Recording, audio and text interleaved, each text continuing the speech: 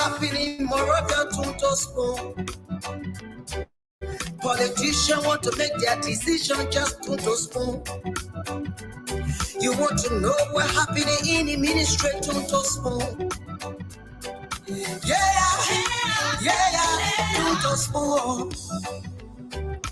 Yeah, to spoon. You from Funjama, Maryland to spoon. Yeah, to spoon. If you eat keep on congratulate my brother to spoon. You got a spoon TV, you got a spoon radio to spoon.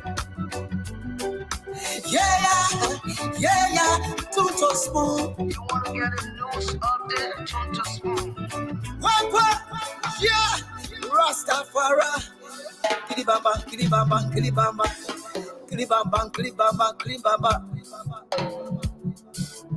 What I want? Yes, what you got today? Spoon TV. Yes, what you got today? Spoon TV. Spoon.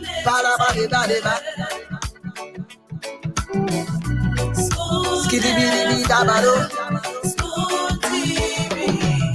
Spoon Entertainment. Kua.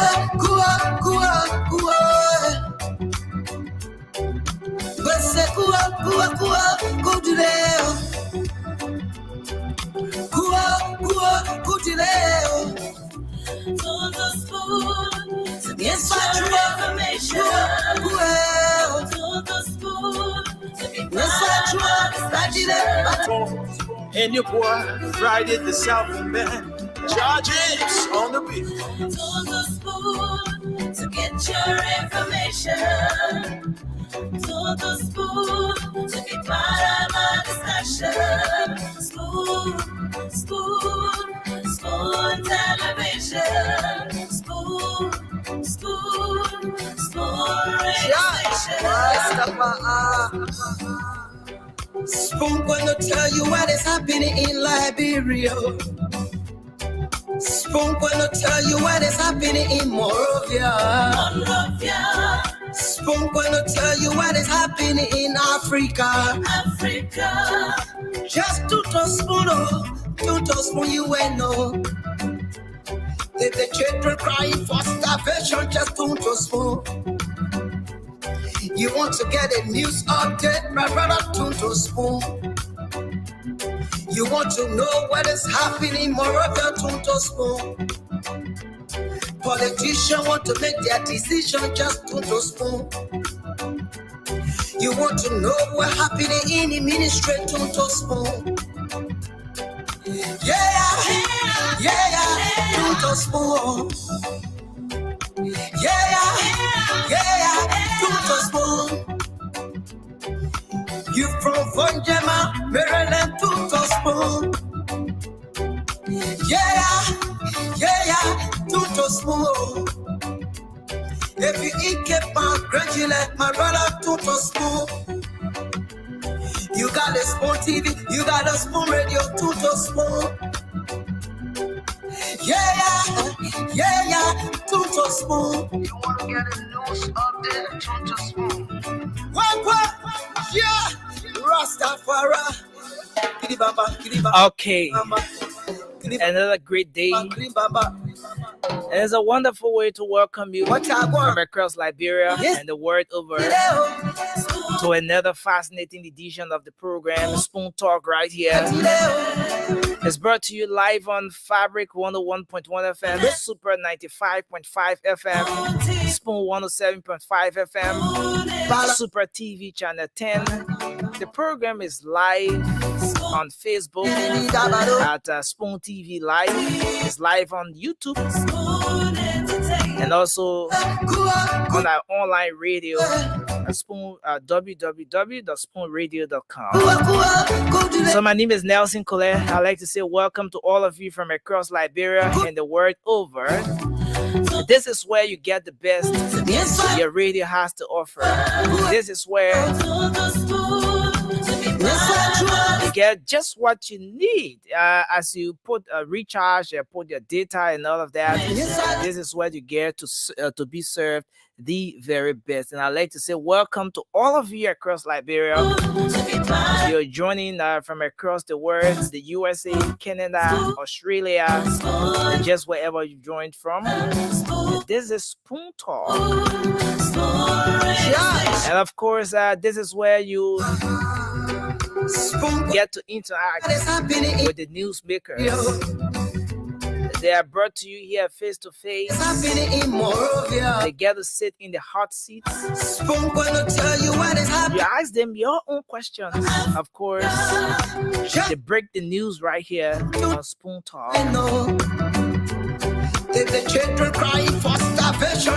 So tonight is gonna be another firing one. Want to get a news update, my brother Tuntos. As the CEO and the rest of the team will be right here tonight. Politicians want to make their decision to make your night. So just get glued to your radio. Connect that whichever device you're using to a bigger stream. Call the rest of the family to join you, to watch, to listen to the show. Because tonight is just going to be another night. Okay, so we have the CEO has now joined us. CEO, good evening, sir. Nelson, how you doing? Yes, sir. I'm trying. Good. Thank God that you're trying, Nelson. Okay. Are we good? Okay. Yeah, I think we're good. I think we're super, good. Everything right? is good here. Yeah. We're super. Yeah, we're super. It's good to see you. Where is Aaron? Where's Aaron Kuban? Aaron, he's still in the building. He just got through reading the news. So he's still around. What was on the news today? Call Aaron. What was on the news today? Okay, so I'm gonna get Aaron, but there were lots of things on the news. Yeah, like what? Yeah. No rest in the country. Oh yeah, the rest issue continues. But today, one of the things that was on the news has to do with the commissioning of the Chief Justice now. Chief Justice, yeah, but that's nothing new, man. Yeah, she's a good lady. She's going to serve Liberia, right? It's not the bread and butter issue for the Liberian people, Nelson. Tell me what is in the news. Tell me what the people want to hear. Chief Justice come, Chief Justice leave. We're moving. But have you eaten today? How much did you pay for a lapa bido? The rest situation in the country is a situation that we got to talk about. Definitely. Lapa bido prices increasing now. So how much for lapa bido? Before we used to see 250 lapa bido. We used to get 150 lapa bido, but right now if you went to the lapa bido, the people say the rest price now increase. So lapa bido said that people saying cassava and plenty and edibles. To get the rest is high, right? Yeah, sure. See, I remember it was the day before yesterday. I went out in the Oro area. I visited all of the shops, the stores, and couldn't get a 25 kg rice. So that's the situation. Even up to now, people are still faced with that. At some point, it appears that hope is coming, but maybe it's still a little distance from here. So hope is little distant away. Is that what you're saying? Hope little distant away. Hope. I want to send a shout out, especially one of my sister. Today is her birthday. Justina Adjuvon. Today, the 29th of September. Happy birthday to you. That's my little sister. The Unegba wedding, my smaller sister, the last one. So I got to do this to get it all of the way, Nelson. Because she's going to call the big brother and start making flour, So just not Adjuvon, happy birthday to you. We're going to sing the birthday song at the end of the program. But let's talk about Liberia. Let's think about Liberia. It's all on my mind every day. I'm not too well, but I have to do this show. A lot of folks going to be joining us tonight, and we got to talk about the issue. Yesterday, we opened the phone lines. A lot of people complaining.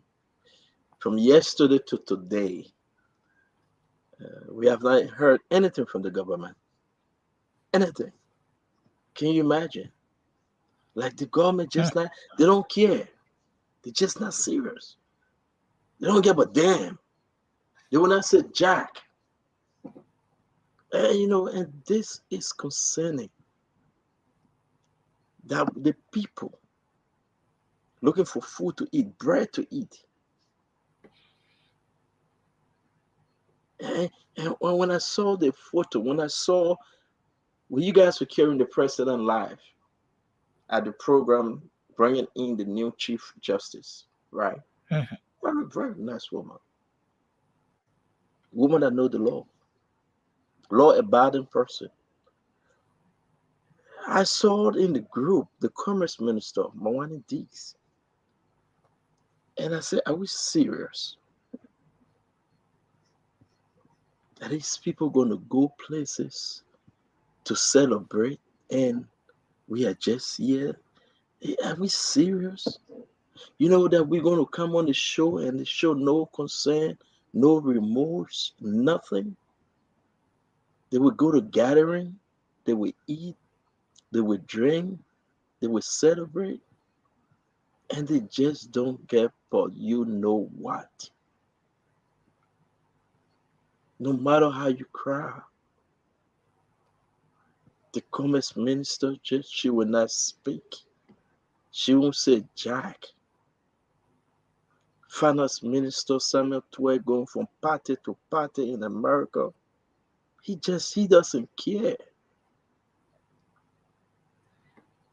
Once they get it to eat,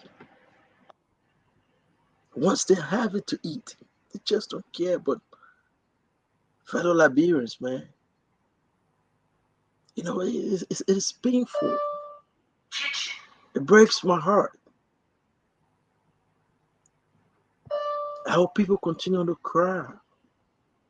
No food, no rice. And these people still having party. 10, 11, 12, 13 million dollars. Where is it? Man, one of these will not say anything. Samuel in America, his brother joined him, and they all just celebrating. And the people are suffering. This is embarrassing. So today on the show, we will open the phone line again. The president went to the ceremony. The president promised that he was going to go to the port to make sure rice at the port. He didn't go there. Did you see the president at the port today? You got any recording that President George Manawer was at the port today, Nelson? Nothing. What is important? What is important? What is important? Before we bring Kev, what is so important? Installing a new Chief Justice or addressing the issue of the Liberian people? You can do both. After that program, you should have gone to the port. You should have called a meeting to discuss the issue about who's telling lies and who's telling the truth. What is more important, my fellow Liberians? Say what you want to say. What is more important? If we open the phone line right now, so the government can tell us exactly where the money went. Millions of dollars to give to rice importers. Millions of dollars. And the people are playing game with you, Nelson, with our people. But yet and still, they are asking you to go vote for them again. For another 6 years, they will continue to play game. And I guarantee you, October 1st is around the corner. That's the president's birthday. He will celebrate his birthday. and the Liberian people will be on the street looking for rice. You will kill the cow, and the Liberian people will be on the street looking for rice. They will drink the Hennessy XO, and the Liberian people will be on the street looking for rice. They will enjoy all night, and the Liberian people will be on the street looking for rice.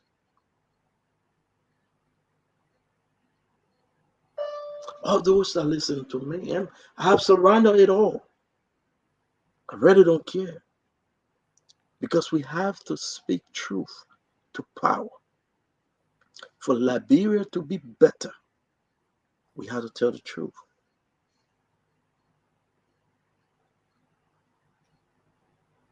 We have a serious risk crisis in the country.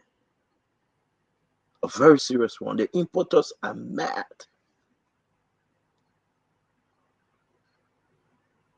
Mawani Dix is responsible. President George Manawia is responsible to answer to the Liberian people. Where is the money that was set aside? You told the importers you're going to give them some money. We need 1 million bags of rice on reserve. Million, 2 million, 3 million or so. Just give us 1 million. Just on reserve. Zero. Nothing.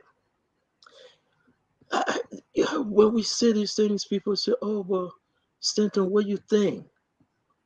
You really want to know what I think, though? You really want to know what I think? I can tell you what I think. I think that the country is in a mess. I think the country is in a mess. Let's have some serious conversation. Let's have some real talk tonight. It's not because of opposition or imposition or no position, like Lima Bowie said. It's because of the Liberian position, where we are today, where we find ourselves today.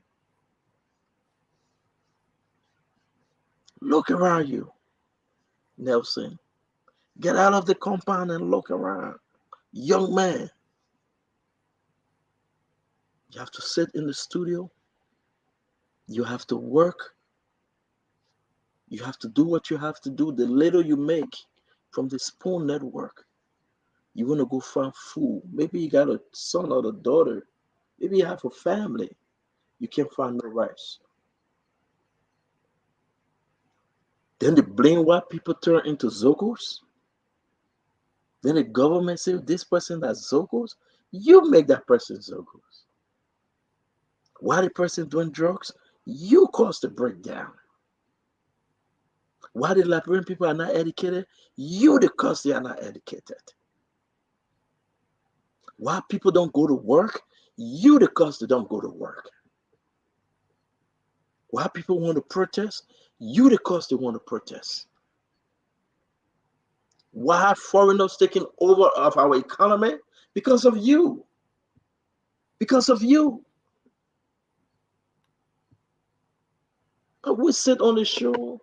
They care less. The condescending spirit. The people will vote for us. Where is the Liberian people position tonight? Do you think if we were in a serious, rare country, do you think we see the commerce minister standing in that program today? She will be at her office doing everything she can to find a solution to this mess the country has found herself in. Do you think if we're in a very serious administration, and yes, I said, you think the president will allow the commerce minister to be over there today? The finance minister will be all over the country, going from one party to another party? Are you serious? Do you think if we were serious, do you think these things were happening? Should we say that we just wasted another 5 years? I mean, let's have some serious conversation, guys. There's no joke. I may be your friend, though.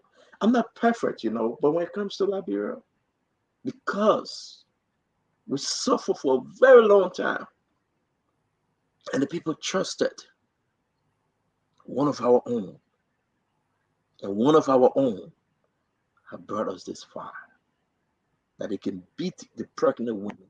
They can beat on our sister that went up to look for us. One of our own.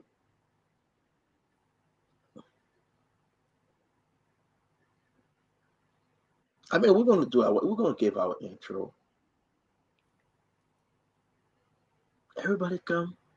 The person that arrived in the country, the first thing they came by and said, oh, it's a person dismissed that. We got rest in the country. First thing when they met him, when he got out of the country, oh, we got rest in the country. They were asking about rest. Tell them that we got rest in the country. And the president went ahead and said, we got rest in the country. Guys, we're not stupid yet no more. We are not.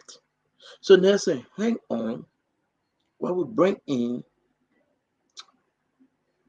our other panelists, they will be joining us tonight, that we can discuss this issue. We'll open the phone lines again. We ask the Liberian people. We ask them, are you happy? And my question today is that, what is happening now? If election is today, will you still vote for Joe Weah? That would be my question to them. I mean, I rather, you know what? I would ask the people, what is happening now in this country? That the president will take all the ministers, deputy ministers, all the directors, deputy directors, every one of them, while the people are outside crying that there is no rest in the country, to a program.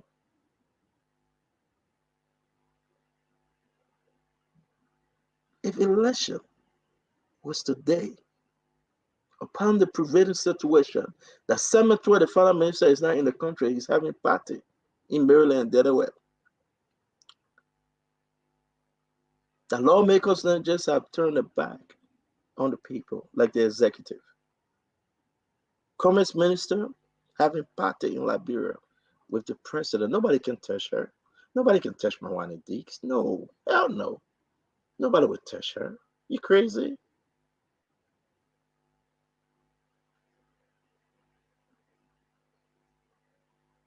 Who advising the president? Who look at him in the eyes and say, Mr. President, we are messing up? Who really talking to the president? Or is he talking to himself?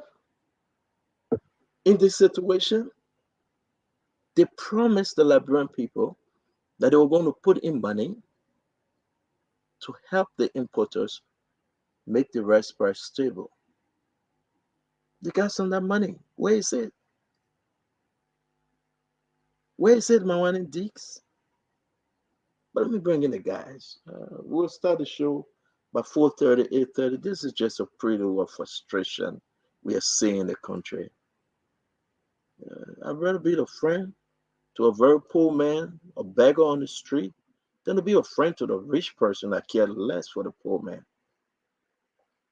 Because I know where I came from. We gave you guys the respected time to do your intro, Kev Hassan and Dr. Peabody. Welcome. And then we'll start the show tonight. Kev, you go first, my brother.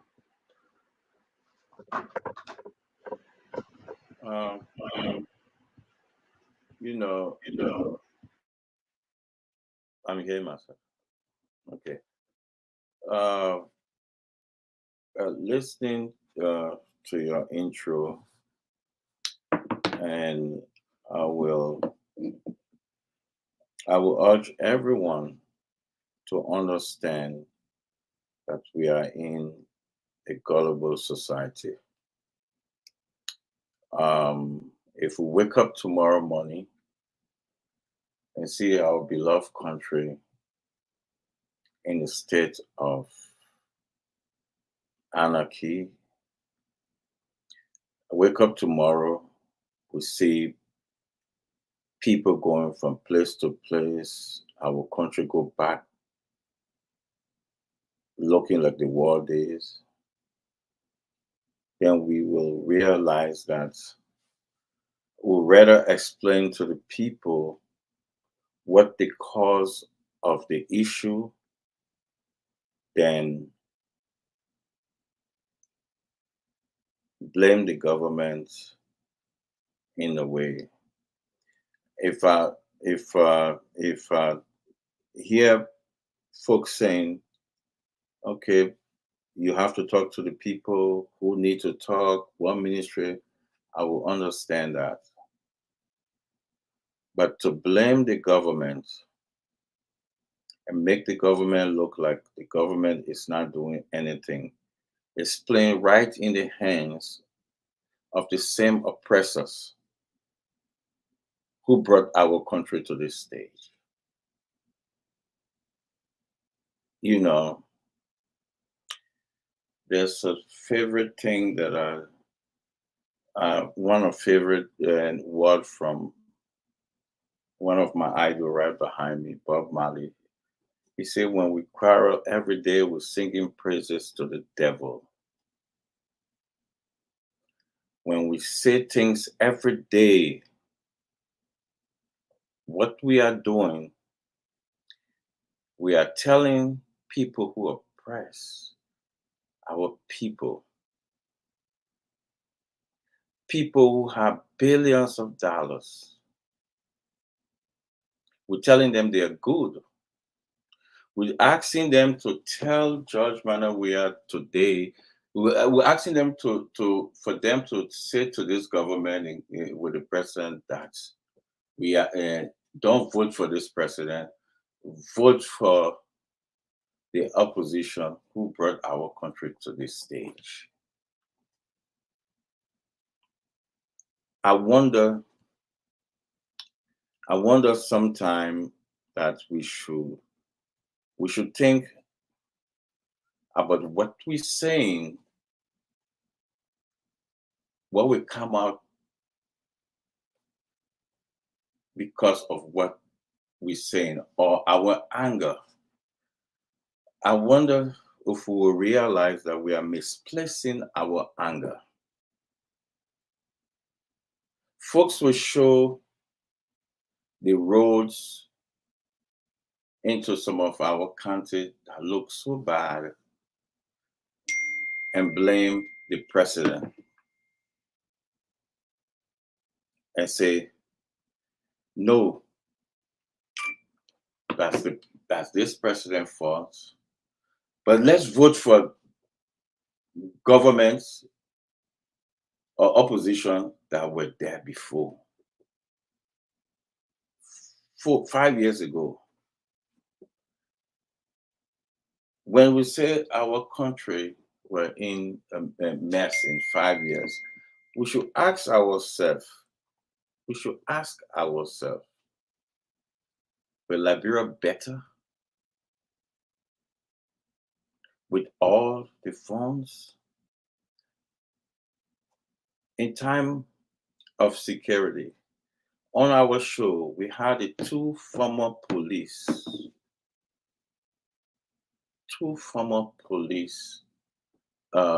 director said on our show that they begged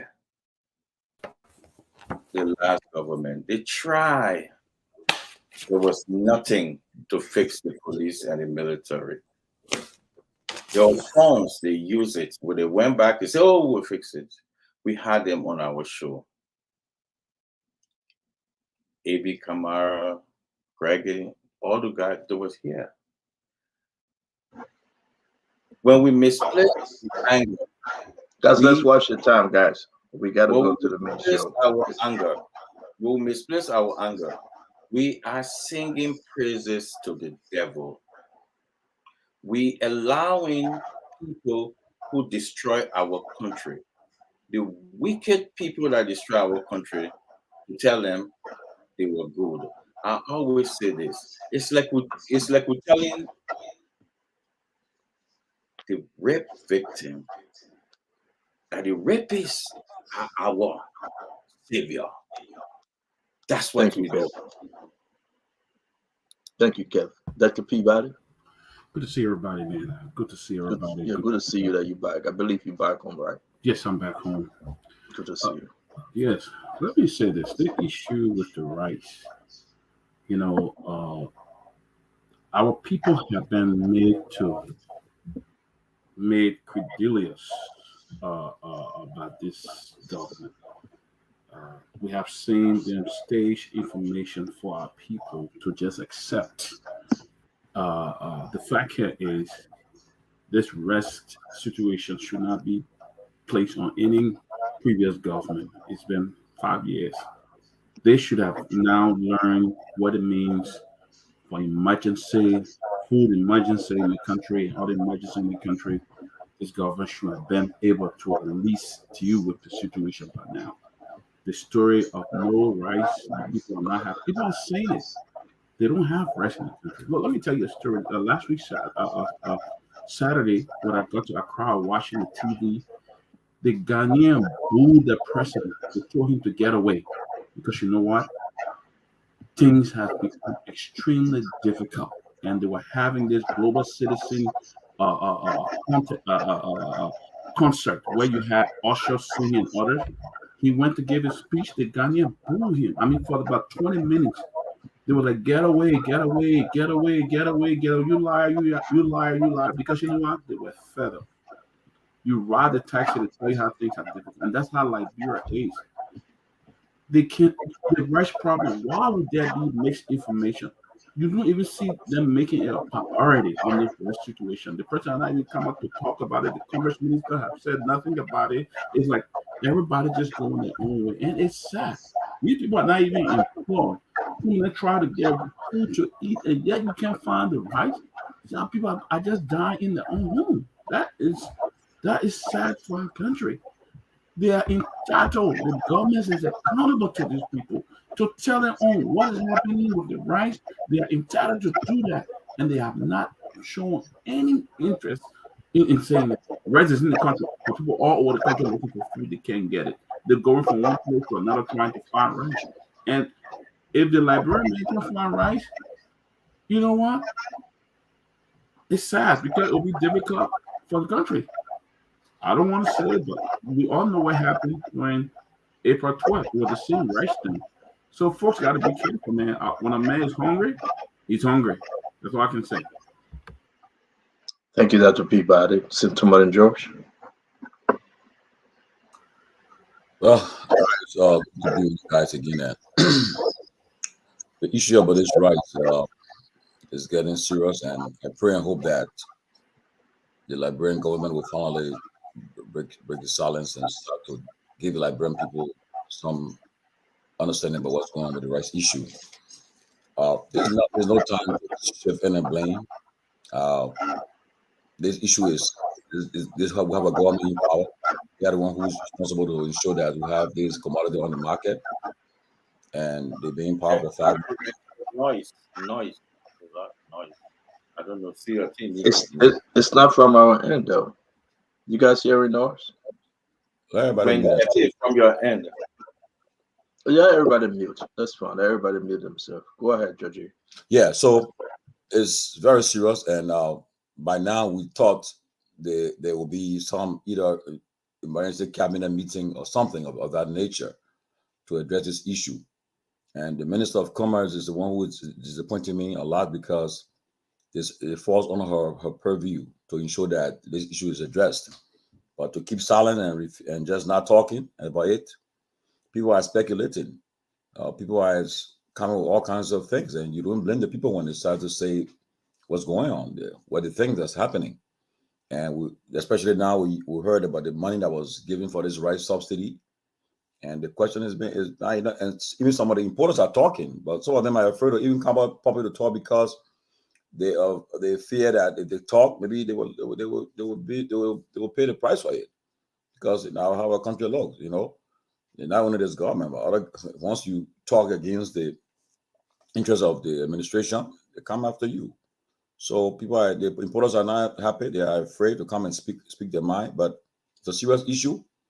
And talking to some members of the government today, some of them they all are concerned too, and some of them put the blame on it. Say, but Minister of Commerce, I mean, why is she so silent? Because, I mean, is it because she's one of the president's closest confidants or what? Why is she silent about this? Something that's serious, and she's as if that they're doing us a favor. You're not doing us a favor. Liberian taxpayer money you are enjoying. Like the CEO said earlier, over 40% came to this UN General Assembly for what nobody know. That's why they don't put the names of people up.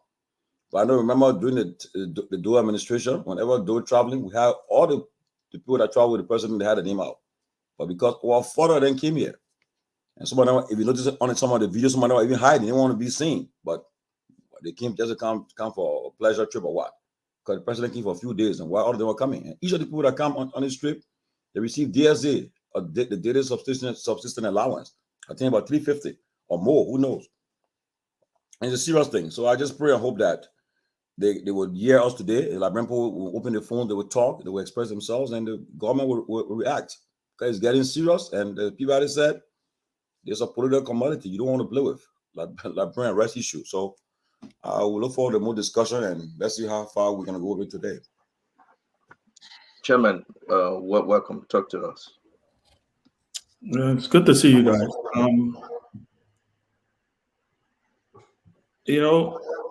Oh my God, I'm hearing bad feedback. Okay, good. The issue of rice in our country, it's a very touchy issue. And as students of history, we are reminded of what this issue has done, justifiably or unjustifiably, false information or right information, whatever way you want to put it. Having said that, I think it is the responsibility of the government of the day to seek the welfare of its people. And if its people are in a dire situation, from the videos we have seen, from the calls that we have gotten, from the conversations that people are having, it is incumbent upon the government to do what the government needs to do to remedy and to correct this situation. I heard you earlier, Stanton, talk about the program today. Look, the government, you can walk and chew gum. I always say that. And I think that's what you were alluding to. What I also expected to see today, maybe not live videos, but maybe because part of it is also optics. Part of it is also laying the fear of the people down. When you think about, I always like to use this analogy that sometimes when there is a hike in fuel prices on the world market, they call an OPEC meeting. And when OPEC meets, the price kind of stabilizes because the market responds to actions or perceived actions. So what I also expected to see today, now I don't know, I have no information whatsoever whether the president has had any meetings with importers and retailers or whatever the chain of command is. I don't know if he has done that. If he's done that, that's good. But I want to urge the Liberian government. I heard the Maritime Commissioner on another station today talking also about the issue that, oh yes, there have been some intervention and stuff like that. But I think there has to be a concerted effort in informing the people, and not only informing the people, but in the people seeing that something is actually happening. That people cannot go stand on the line and wait for rice and they get beaten up. That people don't have to call on radio stations and talk about how they are rationing their food and how their kids and all of the stories that we have heard over the last couple of days. These are real stories. I don't want to believe these are things that people are making up. The truth of the matter here is there is a vacuum of leadership on this issue. And the president has to make a determination on what is important and how he intentionally addressed these things. I would state again, I'm going to be, I'm very careful in how I speak about this because I know how sensitive this issue is to the country. But having said that, it does not negate the fact that we cannot call a spade a spade. This issue of the commerce minister being at the program today, well, she could have been at the program, but guess what? She should also be addressing the country. There should be, if not, hourly updates on what is being done. Oh, we've done this.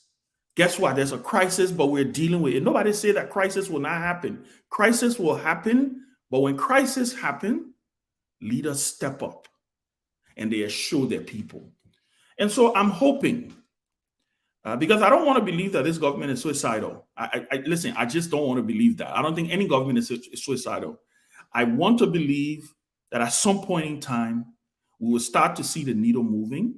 And if rice is coming in the country, then let them announce that rice is coming in the country. If rice is in the country and is not being put out there, let the people know why it's not being put out there. And lastly, before I end, I want us to also, as we have a conversation on this platform, Stanton, is to start to talk about how do we not get back into this situation?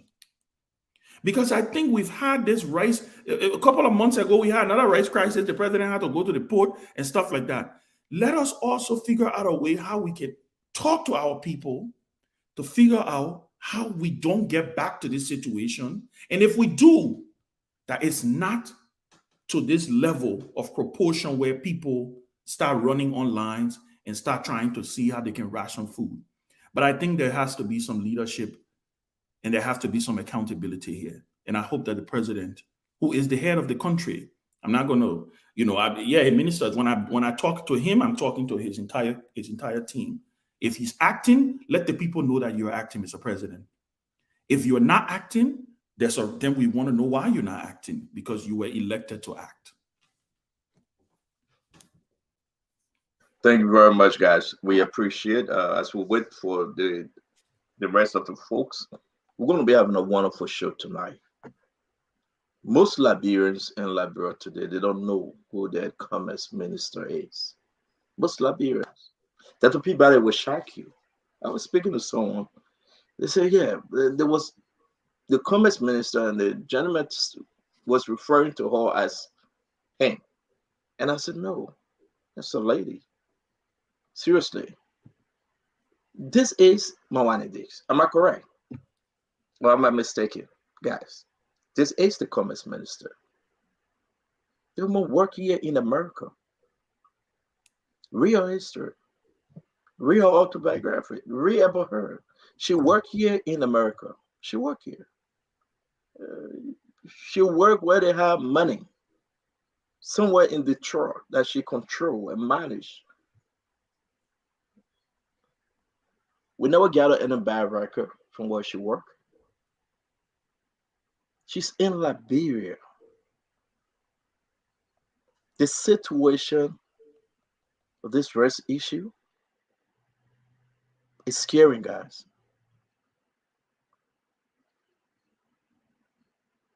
Put aside friendship and think about your fellow Liberians. Imagine during the war when you had nothing to eat and people turned to be beggars. Either Commodities know exactly what she's doing with the president approval, or the president care less on what Commodities is going to do or what she's doing as a commerce minister. Either or. Or the president care less and say, Commodities, you can do anything you want to do. I won't say fine. This is the commerce minister. We'll show you the clip when she was at the program. They sat together, Samuel Twe, Commodities, chief of staff. They have agreed and said, we will pay the importers some money to keep rice price stable. The question to our fellow Liberians, where is the money? How much was allocated? How can you turn your back on the Liberian people, Mr. President? Samuel Twe is still here. Say he's on a conference. He attending every party. Finance minister, what the Liberian people go through hell. Samara Wodokori, some of the importers met some of the committee in the House of Representatives. No result, nothing came out of it. Everybody just playing games. Everybody just playing with the mindset of the Liberian people. Why are we here? Why? Why are we here? Why would a mother, a sister like Mawani Dix turn her back on the Liberian people? Why? Someone that understands the system over here. The money that was given to her, what have she done with the money? Was it actually given to her? Won't be asked. Before we open the question, I'd like to say this. The ship that at the port right now, the last time we had a show, when Kev Hassan sent the information that yes, we got ship at the port with rest in the 30,000 metric ton. And we corrected Kev Hassan and says 5,000. As of today, guys, only 2,000 metric ton left. Only 2,000 metric ton left as of today.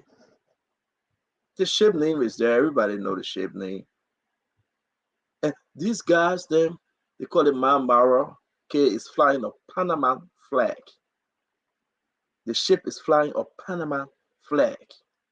As of today, only 2,000 metric ton left. What is 2,000 metric ton? And the government is saying we're not expecting another batch of rice till the 15th, the second or third week in October. If we open the phone line right now, you will hear from your own Liberians. But today, and I will say again that to Peabody,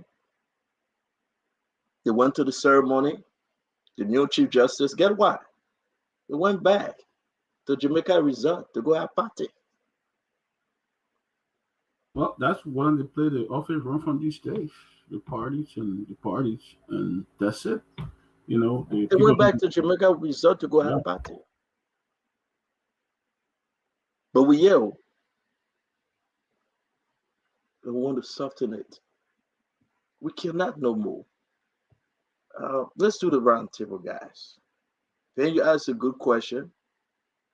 People say ship coming. They're begging a ship to leave from another country to come. The ship cannot come. Will we ever get out of this mess? Where is the money? What do you know about the money, Kev Hassan?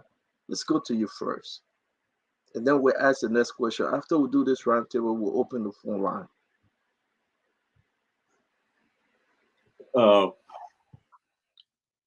I repeat again. It's okay to tax your government. It's okay to hold your government feet to power. But what is not okay is to let the Liberian people, or tell the Liberian people they're going to Jamaica to have a party. I think it's a sign of incitement. The people are angry, they will get mad. If just people go on the street tomorrow and say, oh, they're having a party, do we know if they're having a party? The arrest coming, and you cannot go to the ship like a taxi. Hey, stop! Can you take this thing for me? To say they're begging the ship to come. The ship is not a taxi. I'm worried about the rhetoric because rice issue is a serious issue. I remember, Tommy should remember that Osama Kando told the Liberian people that he should eat cassava. Tommy should remember that statement. He said, you can eat cassava. The people got angry. people go angry. So I just think that it's okay to hold the government free to fire as your government. It's okay to say things, but it's not okay to say certain things because it got to be, it could be turned out a dangerous thing because somebody out there and say, oh, so they don't care, they're having party at Jamaica. No, I really, really don't think it's the right route to go. That's my take to this rice issue. Dr. Peabody, what is more dangerous is for our people to go to bed hungry and they have nothing to eat. What is more dangerous is to see the president and all his ministers, directors celebrating and having party, kumbaya, when the people are begging for bread. What is more dangerous, Dr. Peabody, is to sit and accept this just because of friendship and relationship. What is more dangerous is to take the taxpayer money and guess what? Give it to Mawani Diggs and she cannot answer for the money. What is more dangerous is to sit here and see Semen Toye in the United States attending every party and the Liberian people are suffering and crying. You know what is more dangerous? To have Legible Rennie saying nothing. After the president left, he stayed here in the country and he's celebrating the joy of being an information minister while Kev Hassan is doing his job here on Spoon Talk. That's what more dangerous. What is more dangerous? The president have not spoken about the rest issue. The only thing we heard from Mr. President, oh Lord have mercy, when he arrived at the airport after the coming, happy birthday. While you were away, sir, there's this concern about the scarcity of rice in the country. What's your take on that, sir? What I'm glad is that I was away, but again, Liberia would need to not just listen to the street. This happened. This is not the first time. It happened more than 4 or 5 times. The last time I was at the Freeport to make sure that we got rest, and those that are responsible for bringing rest, they told me that we have rest up to next year. So that I listen to them, not those that just want to say anything they want to say. So I don't believe that the rice scarcity. I believe that there's rice, and we're going to verify again.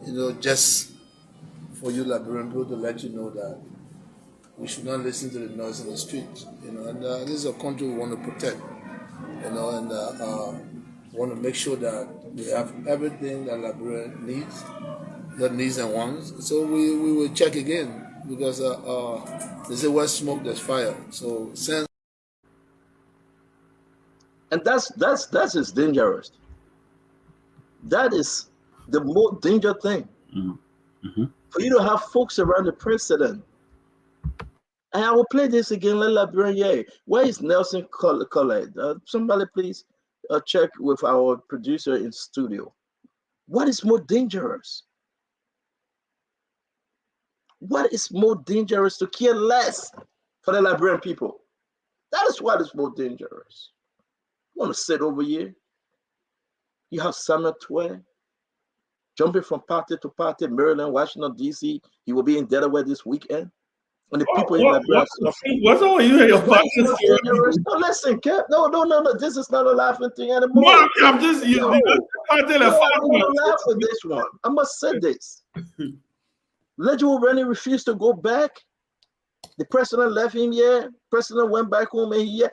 Information minister, commerce minister, finance minister should be having a very strategic meeting concerning this rice issue.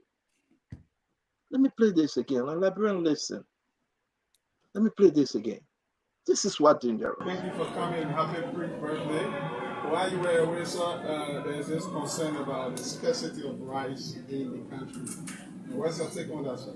What I'm glad is that I was away, but again, Liberia would need to to not just listen to the street. You know, this happened. This is not the first time. It happened more than 4 or 5 times. The last time was at the Freeport to make sure that we got rest, and those that are responsible for bringing rest, they told me that we have rest up to next year. So that I listen to them, not those that just want to say anything they want to say. So I don't believe that the rest is scarcity. I believe that there's rice, and we're going to verify again. You know, just for you Liberian people to let you know that we should not listen to the noise in the street. You know, and this is a country we want to protect. You know, and want to make sure that we have everything that Liberia needs, that needs and wants. So we will check again, because they say where smoke there's fire. So since Can't somebody rather hear this? And when we speak about this issue, we talk about the danger of speaking the truth. This is what makes the situation more dangerous. This.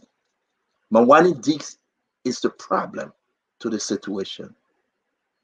Mr. President is the problem to the situation. This is what makes the situation dangerous. She told the president that we have rest in the market. She told the president there was a lot of rest. And guess what happened? The last 2,000 metric ton as of today, the ship is about to leave. I will show you guys the picture of the ship. Let me go to Dr. Peabody again. Dr. Peabody, please. CEO, the president made a remark. He said, where there's smoke, there's fire. So it means some truth got to be behind the fact that there's no rest in the country, But I think the commerce minister should be more robust in addressing this issue. I don't know whether she was aware of this issue before she went to trial with the president, but she should have known this, that what was going to happen. We will continue to be in the same problem all the time. You don't know when the rice is finishing. You don't know that the shortage. Why we always run back to the same thing all the time? The rice shortage. I don't have a check and balance, or you're checking on the inspector general is going out there and checking the various importers of rice. And I think it's about time that they start having regular meetings with the importers of rice to see where we are at a certain time of the month, a certain time of the year. The regular meeting passed, Dr. Peabody. The people want the money. They owe them. Regular meeting passed, Dr. Peabody. The people want the money. The government owe the people, Dr. Peabody. This is the thing we're talking about. And Information Minister Kev Hassan would tell us that this is dangerous. No, it is not. I'm sorry to interrupt you. One of the problems I have with this president is placing the right people in the right place. Mawani is a darn good educator. She should probably be at the education ministry, running that department or somewhere at the university and doing some great. She's a good educator. That's what she has done for most of her life in America. But you took her to commerce ministry, she may not be able to deal with the wave of the issue at the ministry. That's not her area of studies. That's not her expertise. She's an expert when it comes to education. Put people in area so that they can deliver. If you put the wrong people in certain area, they will not deliver for your government. And this is what we're seeing across the board in this government. You see, because it's not a situation the rest of the country, but yet still they are traveling. And if you leave the country, you're not updating the president what's going on, and he come and say, "Oh, I think that is right," but then he said, "Oh, where there is smoke, there is fire." So who's saying the truth here? So I think the president should have been updated, and the president should make sure, because this is causing a serious problem for our country. It's very repulsive. It's bad for us as a nation, and the people are feeling the weight of it. Something has to be done by this government. Thank you, Dr. Peabody. Thank you. Senator George. I think something is not right, because knowing this president if this rest issue was under control, you would have seen him at the port the port of Monrovia today, or maybe in the last 2 days or so, he would have visited the port.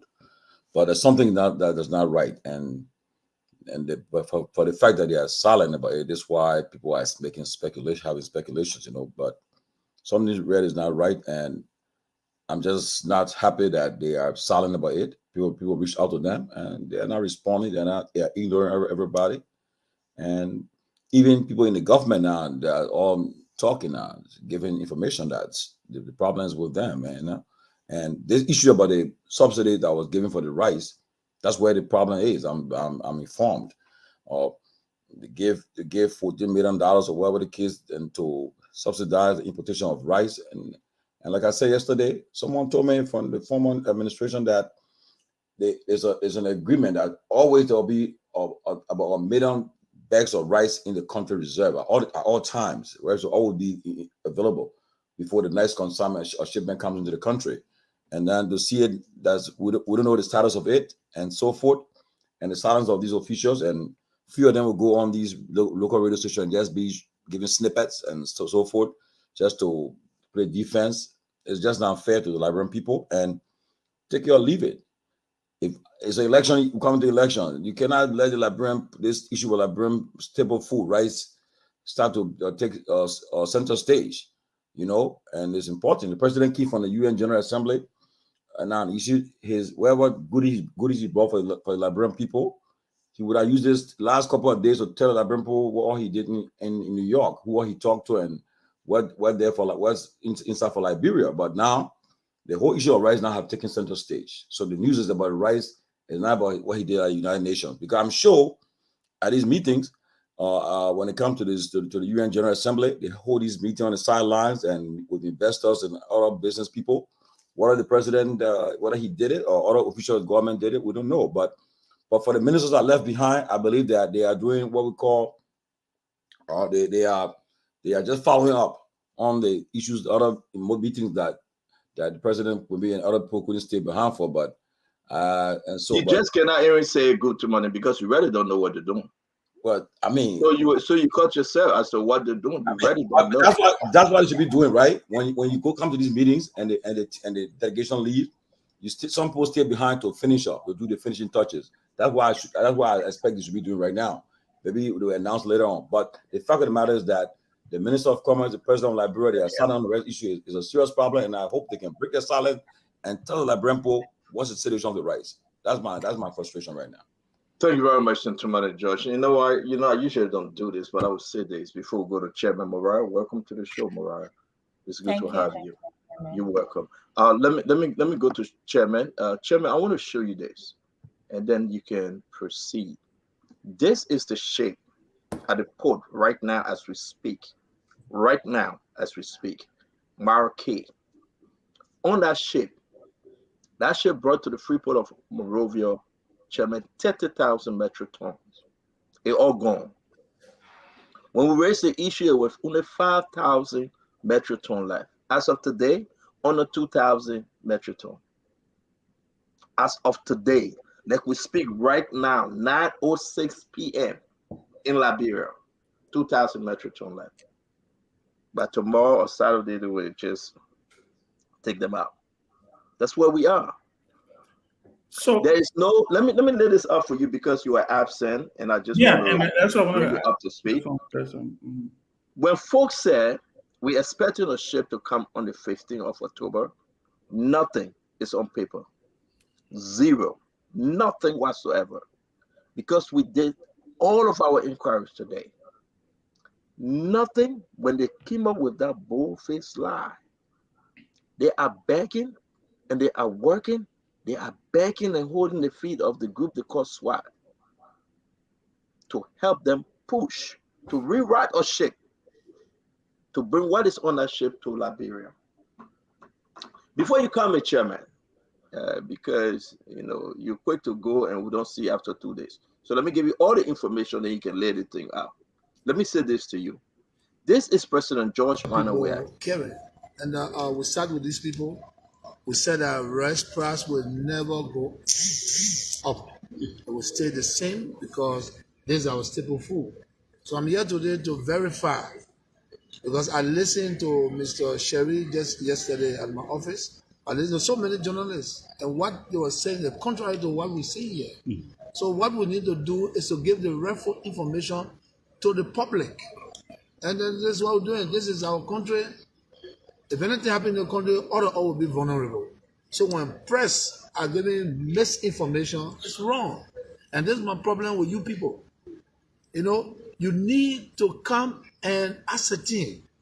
What's wrong with you coming to this store and look here and go to all the rest dealers and let them talk to you so you can tell the public instead of making up your own story. And this is why I left my job today to come here. Because this man promised me 2 years ago that there will be no rice shortage. And what we see here today, rice is now short on the market. Rice is available. Now, how the rice is distributed, who buying it?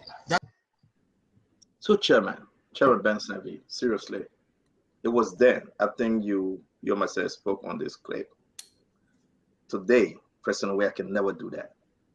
He can never go to the port to point out to say, I have 2, 3, 4 warehouses for the rice. That's why they went to the party of the new Chief Justice. They went home to go celebrate. He didn't go to the port. But you go ahead and talk. So that's because the last time I watched, I believe when Costa was on the show, I couldn't make it. And for the record, I didn't make it because I was doing the most important job in my life, which is being a father. Congrats. Let me state here. And the last time Stanton was on this show, I mean, when Costa was on the show, there was a. Hey, you didn't hear that part? Yeah, what's that? He ignored it.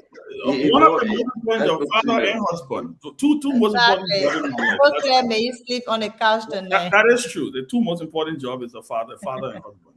But let me say this: there was 2 schools of thought, and I'm glad that you brought that up, because I do remember when the president landed in the country, he said he was going to the port the next day. I heard him say that, and it's surprising, as you have stated, that he has not gone to the port, because I thought it was a moment for him to kind of showcase, to say, hey, there is something that we do have rice in the country, but there is something outside of this that's happening. Because I was under the assumption that, I was under the school of thought that it had to do with this subsidy issue. This issue about them not giving the money, them not making the money available for the subsidy. That rice was in the country, but the people were not releasing the rice because the subsidy money has not been paid.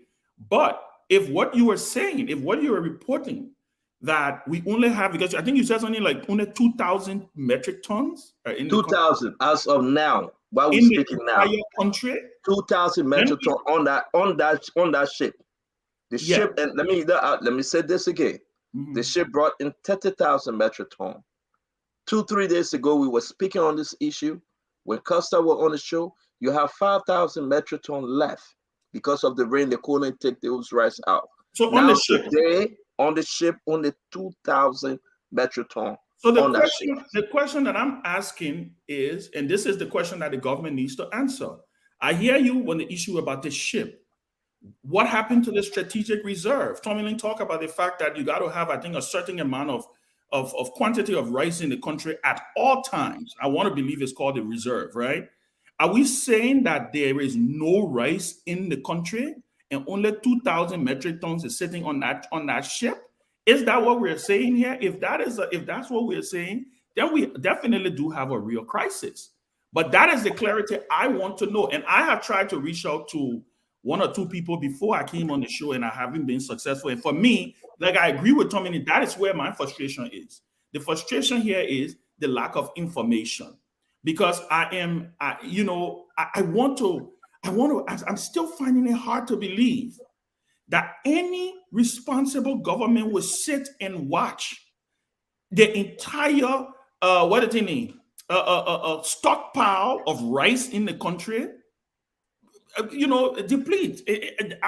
So what is the story? Is it only 2,000 on that ship, or is there rice in storages that have not been let out because of this subsidy issue? Because that is where I think the conflict is. But I do agree with you. The issue of information sharing is important, because all you have to do is to let the people know this is the crisis we are having. This is where we are. This is how we intend to solve it. And I think the people will come along instead of you allowing people, because if there's no rights in the country, there should be no reason why people should be standing online and getting beaten up, That is the problem that I'm having. And if you do have more information, I would really appreciate if you can enlighten me if that's what we're talking about. We don't have any rights in the country, and the only rights we're depending on is sitting on that ship, and the reason they haven't unloaded it is because of weather. Can anybody speak to that? Chairman, we cannot disclose our sources and no weather. No, I'm not asking about the sources. I'm just saying. Yeah, I'm just saying to you, Chairman, the government of the Republic of Liberia, under President George Manawia, should go to the port tomorrow and point finger like he did the last time and saying, these are all the warehouses. We got rice in the port. We have rice here. The president would do no such thing because there is no rice at the port. Okay, so your sources are telling you Chairman, absolutely the rice, as they're taking the rice from the port, right? The importers getting this rice. What is left? What is left? The little. Can't even feed Newton Town. Before you talk about district number 17, the entire district 16. Giving a break. President George Mann, where he was warned, don't go to that port. You will go to empty warehouses. After the program, go back home. Why Mawane Diggs is not speaking? Look at what we got from the Commerce Today website. We're going to show all this thing. They put false information than the reality. Our people need help. Don't tell me I'm your friend. I'm not your friend. When you suffer in the Liberian people, enough is enough, man. Mariah, please talk to us, man.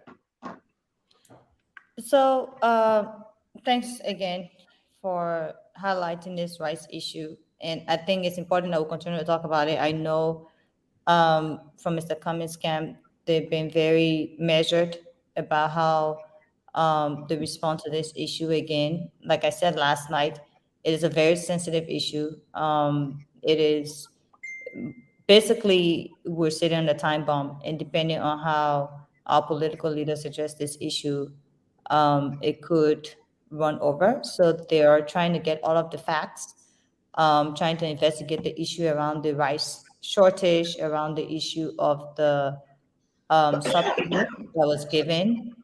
And it is important that they do that before they speak to this issue. But I think, it's, again, one of those things that just highlights the incompetence of this government. You can't say it in any other way. The job is too big for the president.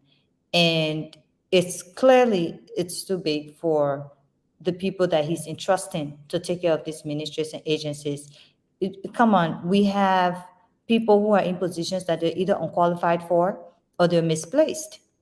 For crying out loud, the Minister of Commerce, her role is in education. She was head of a university in the US, very smart woman. She was even head of higher education before she got appointed.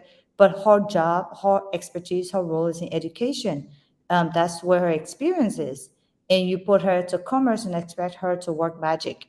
And we have several of these cases where they're either misplaced, put in the wrong positions, or they're just plain point unqualified for the position.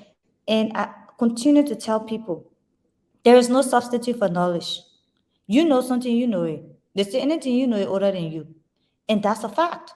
It's almost like Mr. Cummings can always say, it's almost like asking him to go fly a plane. He's not a fly plane. He's not a pilot. He ain't got no education or experience in flying a plane. But if you put him into how to run a business or how to manage an economy, that's something he can do. So we need to understand that the president's decision, he always says, oh, do not assess me on the basis of my speech, which we clearly know is nothing to assess him on, but on the basis of my decision. But his decisions are clearly very poor decisions. If you appointing someone like Koji as mayor of the capital city of Monrovia, That's a clear indication of a very poor decision. You appointing Alvin Wisse as Assistant Minister for Technical Services at Agriculture, that's poor decision making. So there's a trend of the president making poor decisions and putting people into positions that they're either unqualified for or they're clearly misplaced. And these things have a trickle-down effect on the country and the lives of the people. Look, government, like private sector or corporations, is about productivity. In the private sector and corporation, you work to make sure that your customers are satisfied. In government, you work to make sure that your citizens are satisfied. And as we can see, the citizens are not satisfied. The president and his officials are not doing the jobs. And the president is not taking actions against those officials who are not doing the jobs. And these things, right? I always say, Madam Sharif made the presidency look so easy. It is not. It is not an easy job. It is not, I continue to say, it is the highest, most powerful, most sacred position in the country. It is not an easy job. And because for some reason, Madam Sharif made this job look easy, people think, oh, it's easy. Anybody can just get into it and just do stuff. No. The things that happen that we see as citizens, as people, we see rice on the market, we see cement on the market, we see oil on the market, we see produce on the market. They're not magic. There's a whole machinery of people, of processes, of procedures in place to ensure that these things are happening. And so people who know how these things happen, they think that it just happens on its own. It doesn't. So for example, a Ministry of Commerce in the past, they have what they call the monthly critical commodities bulletin. That monthly critical commodities bulletin was put in place to track all of the critical commodities like rice, like cement, like oil, like petroleum, to ensure that one, we had enough quantity in the country. Two, even if there was any kind of shock from the international community or from other countries that we were importing from, we had enough in stock to carry us for at least a certain number of months before we get. And so we had people who had the expertise, who had the knowledge, who had the experience of tracking these commodities. Because mind you, as much as we want to depend on importers, they're business people. Their job not to satisfy citizens. Their job is to make money. Hell yeah. To make money. Make money. But we'll come back to you. Laura, I will come back to you. I know keeping track of these commodities, if they're not working with finance and transport and MPA and LPRC to ensure that all of these things, whether it's the buffer stock, monitoring the buffer stock, providing the data for the foreign exchange, looking at the prices on the world market. Who knows, Laura? Maybe they are working with them. Maybe they are working with them, but that's another story, because when you have some money set aside to pay importers and nobody knows exactly what's happening with that money, that's the question. Kev Hassan will come to you. Mo Ali, welcome to the show. We'll get back to you on the round table. Kev Hassan, the question remains again. We got more video coming up on this rice issue. The reason why President George Manawea cannot visit the port, the reason why Mawani Deeks will be quiet forever, Teswap agreed to bring in a rice, reroute a rice ship to the port, and all these other stories they're telling us. We're going to ask the Liberian people after this round. We'll open the phone line and ask them the question. Day number 5, since we ran this story, what's happening with our president? Do you really think he cares about you? We'll ask the question. Where is your finance minister? He having a party in Delaware this weekend. Where is your information minister? They all were left back in America having fun. While you Liberians, you are suffering, moving from door to door, begging for rice. We got more videos. See Liberian at the port. I will show you guys this video. See Liberian at the port, Chairman Ben. See them. The woman said yesterday, they beat me just to go beg for one bag of rice, for me to pay for it. Why should President Weah even went to that program today with Mawani Deeks on his side? As a good leader, will you do that? Yeah, somebody at my front door. Honorable Kevin, please speak. Okay. Well, like I said, when folks come on this show and listen to some of the rhetoric, come to promote their political party at the interest of people, because there's a global crisis. It's a shame. You know, I keep saying this. I keep saying this. When we come on this show and not explain to the Liberian people the root cause of situation and play politics with the lives of the Liberian people, I call it's an act of wickedness. It's evil. We know. How will you talk? We talk about a reserve. I agree. Yeah, we should have a reserve. So we should just tell the entire world. I will always give the reference to the country that I'm living in. When I go to the store, to Giant, Safeway, Shoppers, and I can't find some stuff, and I listen to CNN, not government, but just ordinary Americans explaining from the news desk and telling the American people, hey, it's a global issue. That's why we're having this problem. The American people say, yes, we understand. That's the problem with Black Africa. Black Africa will always want to use politics to destroy their own nation. If we wake up tomorrow morning and hear the people on the streets rioting because the misinformation is saying the president having party, it's a misinformation. There's no fact to that. If we wake up tomorrow morning and see the people on the streets and somebody die, will we go to bed and say it's true? Why there's no party at the president house of Jamaica? It is okay to hold your government feet to fire, but it is not okay for us to say things that will incite our people.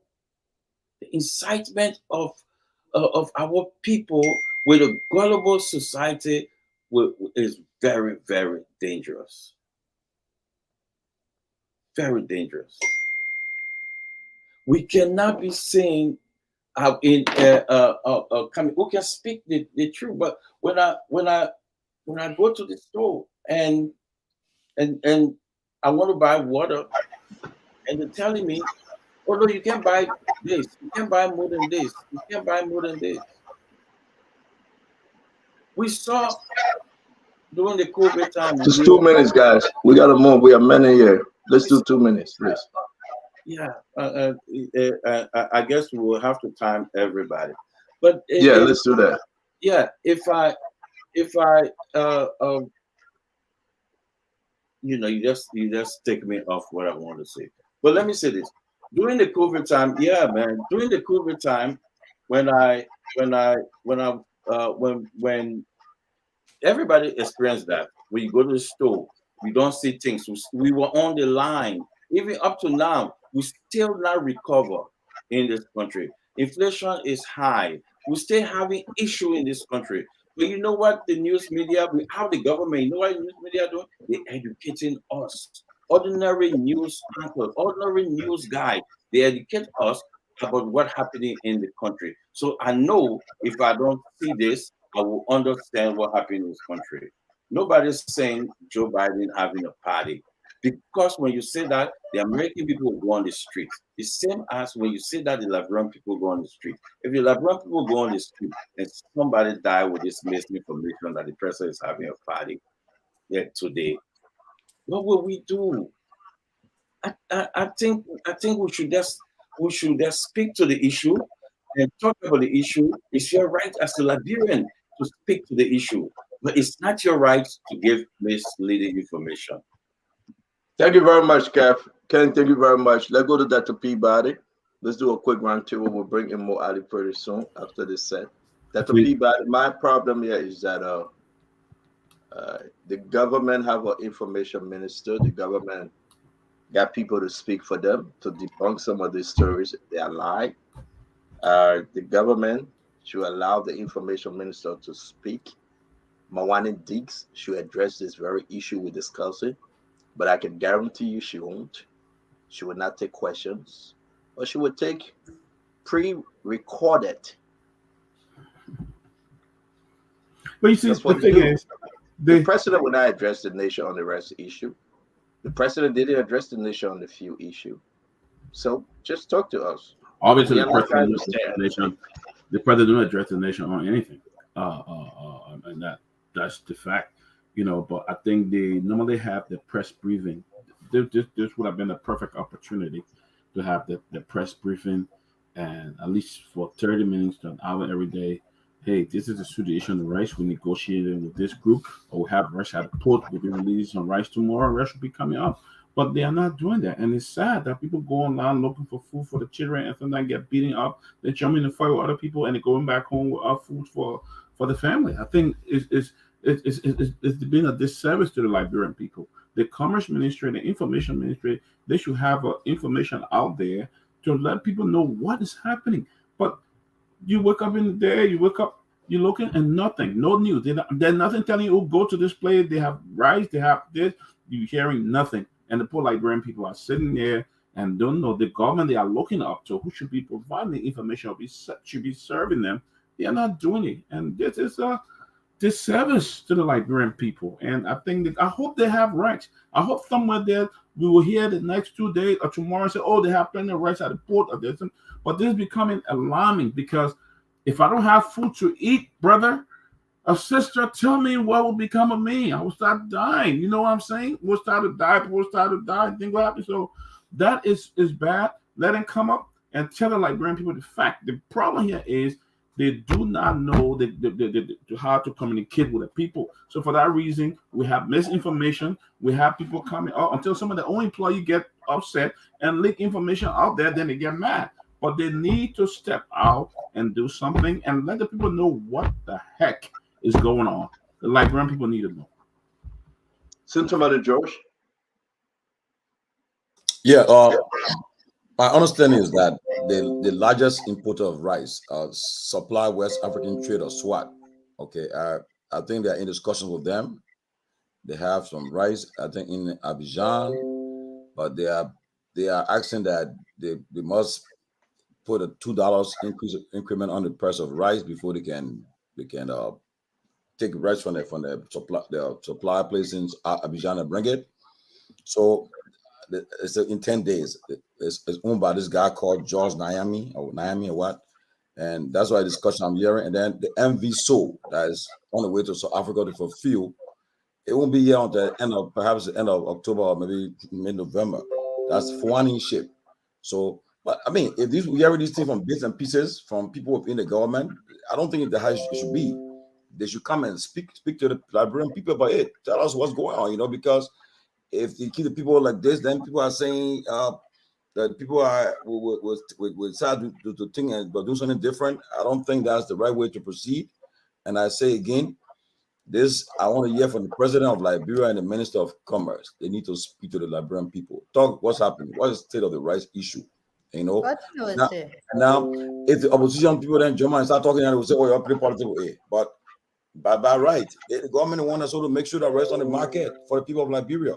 So I just don't know. I just cannot fathom why they are silent and why. I mean, even though they're in discussion, they are negotiating with people, but Talk to Liberian people. Allay the people fears. Let the people come and say, well, a government at least doing something about the rice business. So the president spoke, nothing else. And the president said we shouldn't listen to the people making noise, the people talking in the street talking about rice business, and that. But the president is silent about it too. You know, he said, "What there's smoke, there's fire." So yeah, I mean, you know, one thing I love about this country called America, if that was the press will get it, these attend to put a mic to your face, you have to speak on something, you break your silence. But again, most of the time the president go on these trips, on these visits, like to the program, you won't get a press won't have a chance to even interview him like that, and that's the problem. The press will, but it will not be a press of your kind. Yeah, but I mean, like for our program today, if there was other the press would have been able to force it, but they won't let the press come and ask that question, you know, and so forth. You know? All right, thank you guys. Oh, please, because we have many. Let's squeeze this 2 minutes in real quick to give everybody the chance to speak. Chairman Ben Senvi. Listen, I agree with you, Tommy, on the bare fact. The bare minimum is information dissemination. They don't have one. They don't have one. If information was readily available to the population, there would not be all this speculation.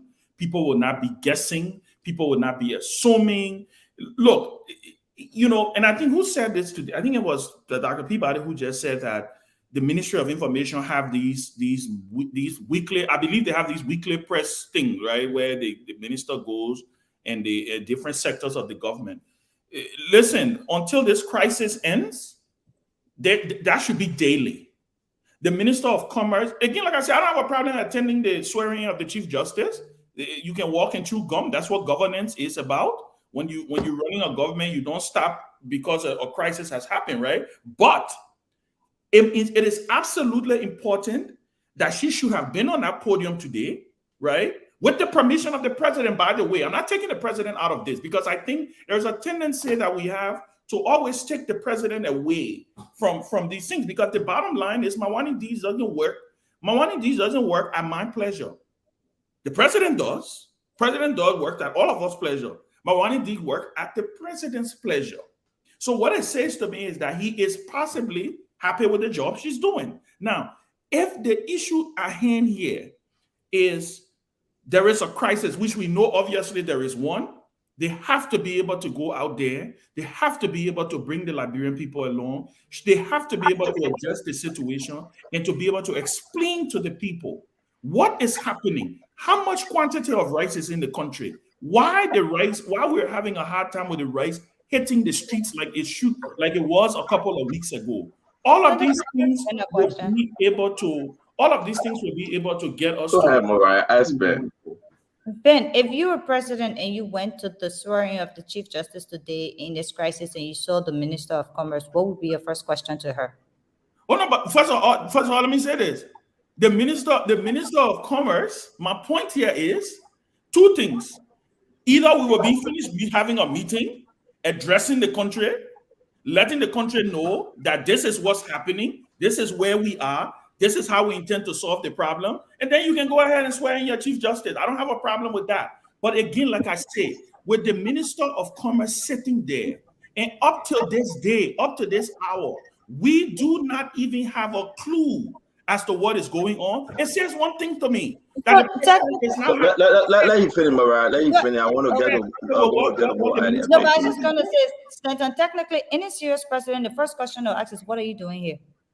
What was the role of the Minister of Commerce? Mariah, you will not even go to that swearing program. If exactly. You know you got a serious president that is not attacked with you, why would you go stand with him? Why would you go sit on his right hand side over his shoulder? Why would you even stand to take picture? Why should we even have this conversation to see that Mawani-Deeds would just say, you know what? Maybe President Joe Ware gave her the invitation. Why were you hurting our head? But that's my point. Maybe the president asked her to come. Listen, the day we had the discussion, guys, the day we had the discussion, Mawani-Deeds was on her way to the president's house. When the president came, she was on her way to the president's house to have a discussion as to why he came back from the country, and people are saying there's a rice shortage. Who told the president said no rice shortage? It was Mawani-Deeds. Who told the president said that rice all in the stove? It was Mawani-Deeds. I respect the lady, and I do. But to deceive the president, and he, Mr. President, accepted it. That's why she went to the program, because nothing happening. We have billions of rice on the market. But talk to us, Mariah, and we'll go to Mo Ali. Talk to us. I mean, I'm just asking because any serious president will first ask, what are you doing here? Have you addressed this issue of the rice shortage? Have you informed the Liberian people of what's happening? Have you done your job? Because I don't know what the role will be or was for the Minister of Commerce at the swearing of the Chief Justice.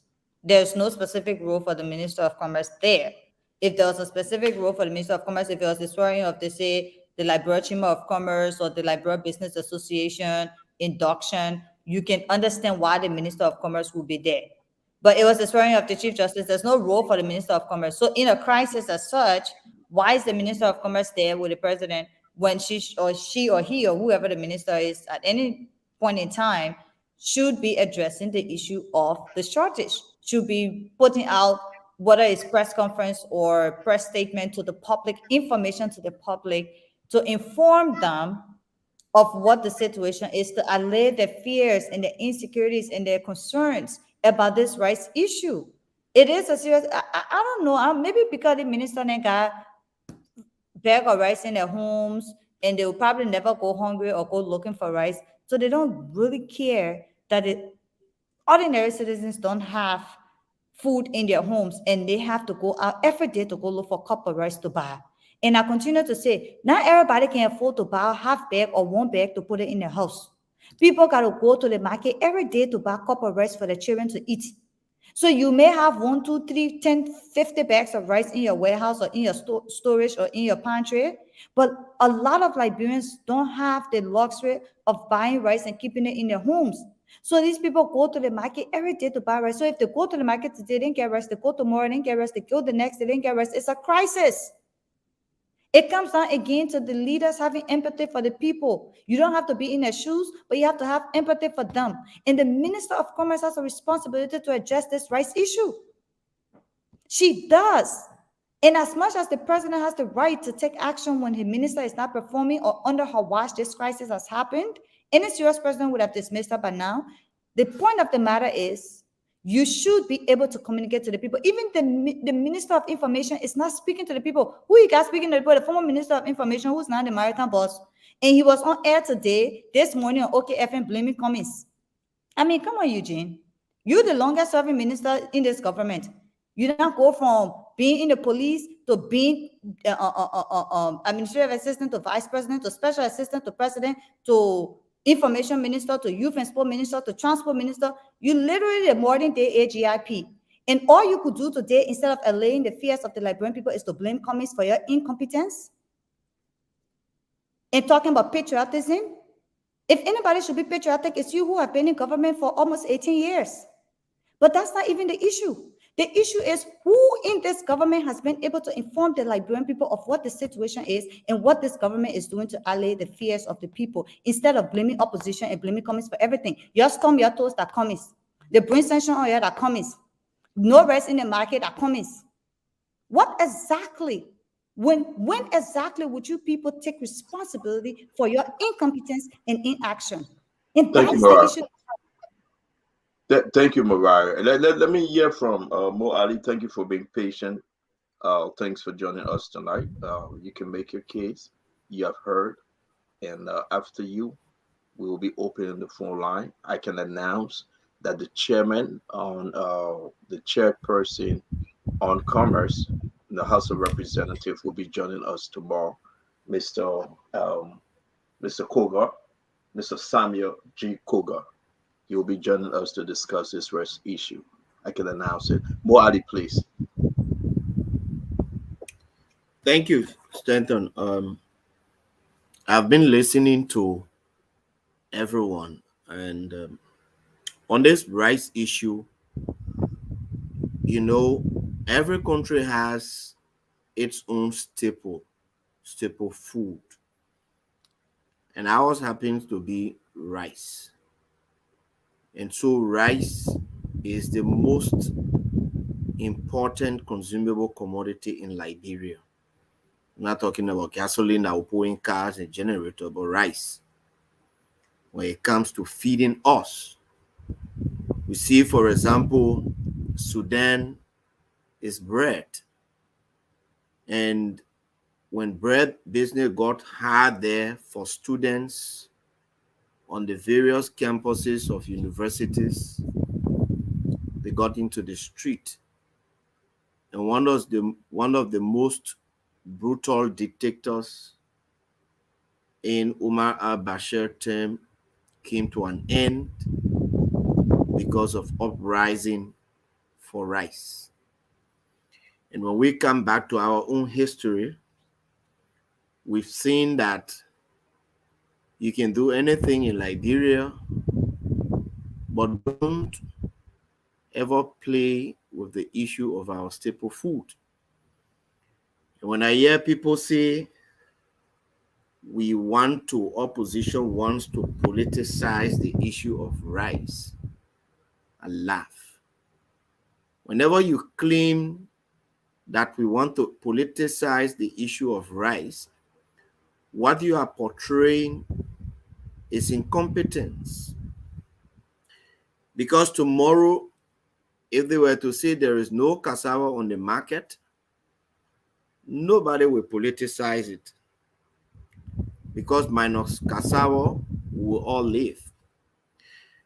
If a government cares about its existence, and the government cares about the livelihood of its people, it will not take lightly the issue of rice. Now, we should be asking several questions. Why is there shortage of our most consumable commodity on the market? Is it because the countries that are producing rice that we import from are no longer producing rice? When I hear people say there is a global issue, global economic crisis, are those global economic crises reduce the production of rice from India and China, the two places that we import more than 90% of our rice from? Why aren't those global issues affecting our immediate neighboring countries the same way they are affecting us? And I have been asking business people around, one of the critical complaints and issue they bring is that the restriction on the importation of rice. That basically there are two big importers that we have. And because those importers understand that the rice market is not as open as it should be, it shouldn't be very open if we were producing, if we have a vibrant agriculture sector that will be able to substitute for rice, which is our staple, then it should be open for others to come in, so that rice, being a political commodity, cannot be politicized at the detriment of any government. But is it political when you have people queued out in the streets, at stores, in the markets, 5 o'clock, 6 o'clock in the morning, just to get a cup of rice? Is it political when, even if they can afford to buy the rice and they cannot see it, and you do not have shortage of rice on other markets around us as we have it here? Is it political when people are standing in line at red light market and willing to pay 5,000 Liberian dollars? That's like around 35 US dollars for small bag of rice that we used to pay $11, $12 for. The opposition did not cause this. The opposition played no part in granting permit to importers. The opposition plays no part in the commodity market in Liberia. And we talk about people are not informing the Liberian people. Informing the Liberian people is not the issue. You can inform the Liberian people as much as you want. If they cannot get the rice to buy on the market, then there is an issue.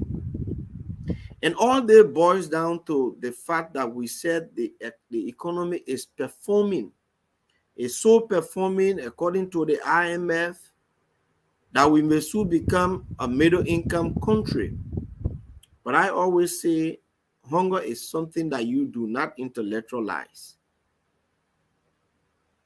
When the economy is performing, there will be money that even if the importers want to increase their prices to make profit, our government will be in the position in a quote-unquote performing economy to give some degree of subsidy, some level of subsidies to importers, or drop some of the taxes, or even make subsidies bigger, because this is quote-unquote a political commodity.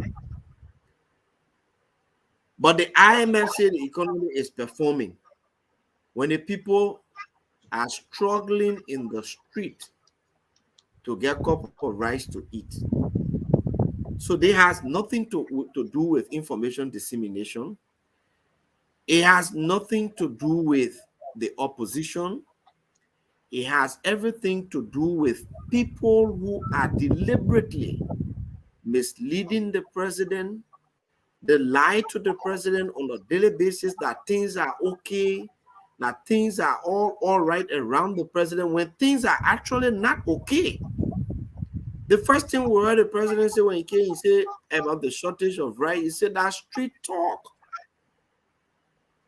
Meaning that somebody has told the president that all this news about rice shortage on the market is false, Mr. President.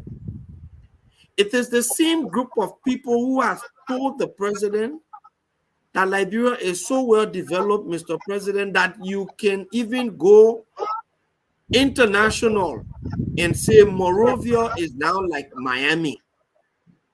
It is the same lies they are feeding the president with. And the president, who used to be a down-to-earth person, is not coming down again to the people to find out. Well, I can understand he's the president, but these people who surround the president are not doing justice to the Liberian people, because they should be telling him the truth so that he can assemble the right group of people to do the job for the Liberian people. I'll rest. Thank you very much, Mo Ali. Thank you. You make some very important point. I want to go to Chairman. Chairman, take us to the phone line. I want you to address some of the issues Mo raised. It is very important to know. Like some of our folks will say, well, it's the war in Ukraine. Things happening on the global market. But why Sierra Leone not crying? Why Ivorians not crying? Why these people not talking about the rice issue? It's because of the mismanagement of this leadership. But talk to us, Chairman, and then we'll go to the phone line. Well, yeah, it's a combination. It's a combination of all of those things. But I do agree. I think look. I think there's been a lot of dropping of the ball. There is also this famous conversation about whether to allow the price to increase. And in all fairness, I think that is very sticky, because how our people are very it's a very touchy issue when it comes to this issue of rice in Liberia, whether price increased by 30 cents or $1 or $2. And I think the government is also thinking about the angle of, okay, do we want to increase the the price of rice? But if they're doing the subsidy, there should be no day. And this is, and I want to state, and I want to be emphatic about this. No government should even allow itself to get to a point where, I think, like Mo said, the staple of the country goes below the quantity of a strategic reserve. You must always have. I remember in this country when the fuel prices was going skyrocket, President Biden made a decision to take out 1 million, I think 1 million barrels a day. From the U.S. strategic On the reserve. Because the people started to cry. You saw his opinion polls drop from, it was as high as 50 something. It dropped all the way down to 30 something, almost 20 something. He made a decision. I have to go into the strategic reserve. And I remember hearing him say the other day that when they asked him, what's the thing? He said, okay, look, things are stabilizing, but we also went into the strategic reserve. Any government that comes to power in Liberia must understand that rice is an important thing. Now, we can have a larger conversation about growing rice and stuff like that, which has been a failure of every government that has come to power, right? But on the issue of where we are today, I think there's been some dropping of the ball in the leadership column at all levels of this thing. And I don't think this is an excuse, because what I also heard today, and this is my last point, what I also heard today is, as a result of the price that we have in Liberia, I hear that people in the ECOWAS region, because I think there's this free trade thing in ECOWAS, are coming to Liberia and buying the rice because it's cheaper in Liberia. So there's a leadership issue here, and we have to be able to sit down and holistically look at it. But I think the key here has to do with the issue of informing the people and making sure that the product is available for people to go and buy.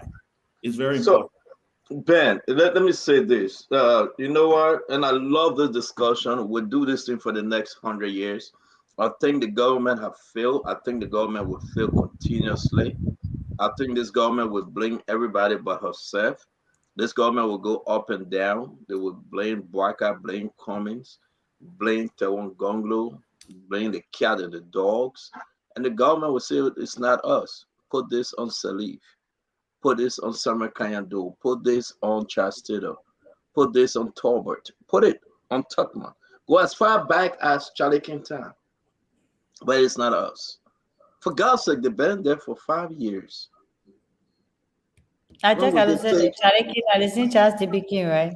Yeah, that's what they say. They call it, oh man, they don't know any, they say Charlie King. So the issue is that, tell me for God's sake now, why would we just sit on this show? The president said, you know what, I will go to the Freeport, 0. And I told somebody yesterday, I said, this president will not go to the Freeport. Exactly what happened. Guys, let me ask a quick question, and we'll open this phone line. Within a good leadership, now, no rest on the market. Who did this president call for Samatua to come home? Why he say it in America? The information minister supposed to be home. What the hell Ledger Wolverine doing here? But Stanton, let me hold you right there. Go ahead. You remember doing Ebola? Let me free this thing up doing first. Ebola. Then we'll go to the phone line. Go ahead. Yeah, I was just going to say, during Ebola, Madam Sirleaf called for all her ministers to come home. You remember that? Matter of fact, that's how I even became assistant minister, because I replaced the assistant minister at the time who could not make it back to Liberia. She called all of her ministers to come because it was a national crisis. And she said, all of her ministers, regardless of where you are, you need to return to the country. And if you don't return, she will replace you. That's what a real leader does. But you know what though, Mariah? Senator will not go back home. He's still fighting beyond lobbyists to take a knee for unsanctioned. He will not go back home. The guys are still running behind from one lobby to another. And they stay eating the money. Because the issue remains, how in the good heaven will Senator go back home? Senator will not go back home. Because let's face it, our people are dying. Take friendship out of this thing. The president need to call him home. What Legend Wolverine doing here? He have never spoken on an issue. Why will you have the maritime boss to go on air today to talk about this situation? Maritime boss, maybe he's fighting for chief of staff position, so he got to play that role. Our country is bleeding. CPR is, you know, when you look on the cardiac machine now, this about to go to what? How do you call that? Somebody called, let me ask him, Hassan. That's that thing like a go ping. When you hear that thing, you know the person dying. Chairman, I know I will come to you, Chairman. I know you want to say something. Hold on 1 minute. Let me just learn this thing straight. Because somebody say, but what's the matter doing in America? The man hustling with lobbies. He won't make sure that no sanction come up. So he doesn't care about the rest situation in the country. He doesn't. Chairman, talk, man. Talk, Chairman. Go ahead. So I'm laughing because of let me say this, and look, we're in the again. There is a breakdown of leadership here. There's no excuse for it. Total breakdown. Nobody's. There's been a breakdown since 2018, Ben. Well, yeah, that one we can talk that one, that the politics. So it's not a big deal. My point here is the bottom line here, Mariah, is George Weah is president in 2024, right? So we have to deal with him, right? That's the issue. But and between now and then, there's still a job to be done, right? This issue for me, and I keep saying this, all of what has happened here is not that crisis will not happen. Crisis happen everywhere, every government, every time. It's how you respond to the crisis. It's how you tell people about the crisis. Like you were saying, Mariah, the issue with Ebola, right? Ebola, Ellie made a decision. She's not traveling to it was around the same time for the U.S.-Africa Summit.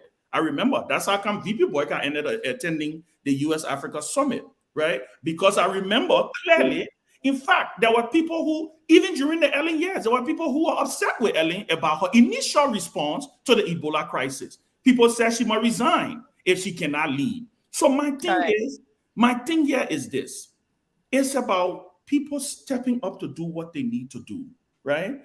Whether they're in America, they're in Timbuktu, whether they're under Iraq. First of all, we live in the 21st century. There's so many things you have available now that you can be able to do your job and be impactful and still be able to get the message across. Now, is this something that we're going to be clapping for? No, nobody's clapping for it. But for me, I want to continuously state here that whatever we do, however we go about doing it, bring the people along. It is not fair for the people to be going out there, being dehumanized in the way in which the people have been, in the way the people have been treated. And in the end, if rice is in the country, let the people know that rice is in the country. But this is where we are. If rice is not in the country, come up, accept the responsibility, and say, you know what, we dropped the ball. But guess what? We will make it right. On making sure that this thing is what needs to happen. That's all I'm saying. Just communicate to the people. That's all. Let's go to Kev Hassan. Chairman, I will agree with you. But you know what? You can only make this statement if you have good leadership. Kev Hassan. March 3rd, 2022, 5:36 p.m. The Bloomberg. Rice is the latest commodity that gets swept up in the turmoil of the Russian invasion of Ukraine. Bloomberg. Folks will say it's not a global issue, it's the president. But just Google it. Just go to Bloomberg. All those things out there. But when we leave those resources to have the information and tell our people, which is our right, if you're a Liberian and don't go there and let the people know, and then we put it, I repeat, it's okay to hold your government feet to fire. It is okay. But what is not okay is to mislead our people. It's there, Bloomberg. Because of the invasion of Russia, rice is an issue. Well, look it up. Yeah, we won't load nothing up, man. You said that in Maryland eating somebody gonna load something up. You said that in Maryland eating gonna load something up. Your government failed the people. See, Do we have rice at the port of Monrovia? When you stop me. Yeah, you be unfair. When you gotta go, Kev has to have his voice. Yeah, but let somebody check him. Yeah, no, but you can't do that. You gotta get a minute chance to speak. Rise jump. When the finish speaking, I'll come back. You come back. You don't bother it. Rise jump as much as 4.2%, the highest since 2018. It's there. It's there. My thing is. So why didn't you come with the explanation ever since? You shouting at me and say, "Oh, this," but tomorrow morning, if somebody take gun and start shooting on the streets of Monrovia because of the rhetoric, because of this misleading information, then we will go on our bed and sleep well. It's my responsibility to look for the information so long I'm on. So what information you giving the Liberian people? Rice on the market? To do that. Because what's the information you're giving the Liberian people, Kev? Because I know, because of wrong information, 250,000 people died. Kev, spare all your drama, man. Spare all your tabata to them, man. People go to bed hungry, then you say wrong information. Do you have rice at the port of Monrovia, Kev? Kev, do you have rice? Do you have rice at the port? Kev, do you have rice at the port? Do you, Kev Hassan, do you have rice at the port? You don't have no rice, the people die. Let's go to the phone line. And read about it. Come on the show. Let's go to the phone line. Let the people tell Kev that he said it and every day. Kev will go downstairs to go eat a hamburger. So then why you guys didn't make that justification? You said there was rice on the market. Why you didn't make that justification? If because of global crisis, why did you not make this justification? Guys, we are going to the phone line. We are going to the phone line, guys. We are going to the phone line, guys. And the issue remains, this will be our question tonight. I think it's 6:05, 10:05 in Liberia.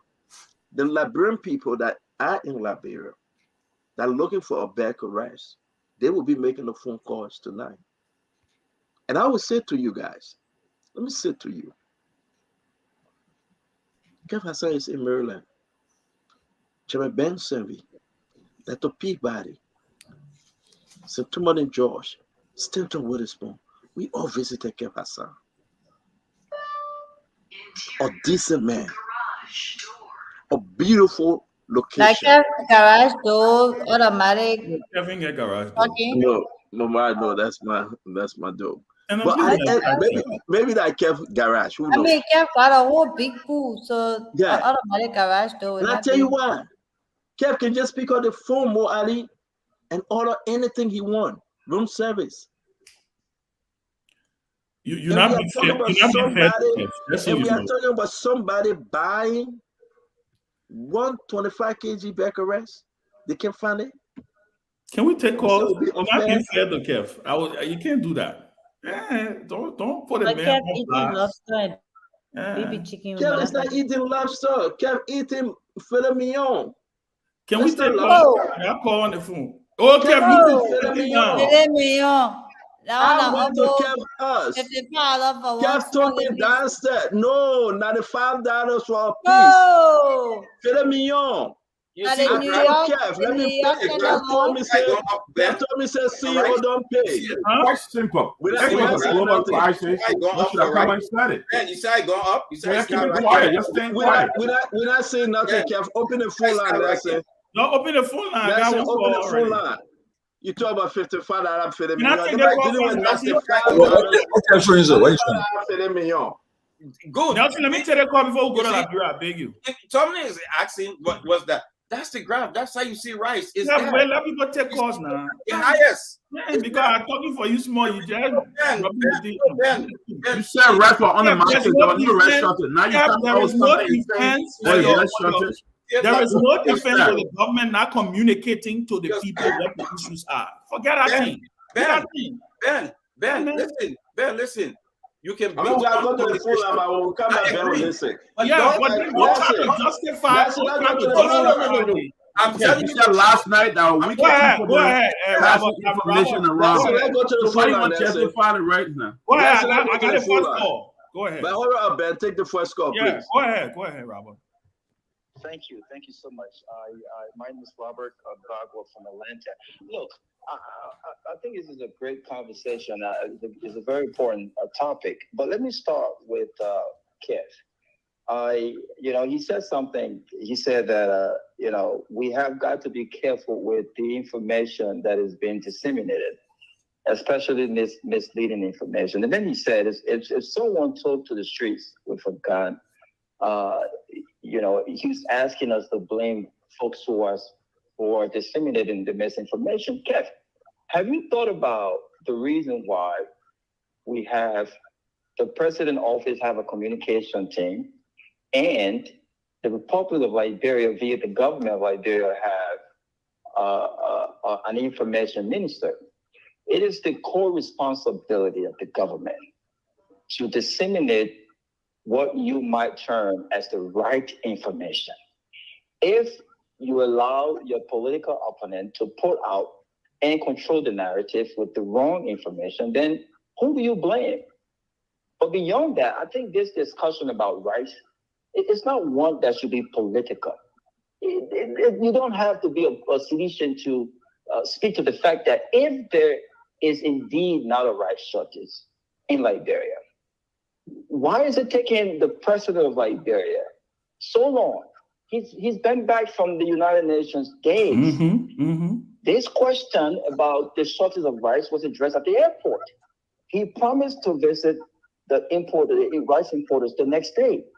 Why is it taking such a long time for this president or anyone from his communication team to have a major press conference, invite the press with the facts, get the importers of rice by him, and say, look, here is what we have in the market, and reassure the Liberian public that there is absolutely no shortage of rice? What is taking him so long? So I'll tell you what, Robert. I'll tell you what taking him so long. Nothing, because there is no rice in the country. They have no information as to where the rice warehouse for the president to go visit. He didn't visit it today. Listen, if you have warehouses for the rice president, we are to be at the airport, this Freeport today. He didn't. This president that we know, he was going to be there shining. There's no rice in the country.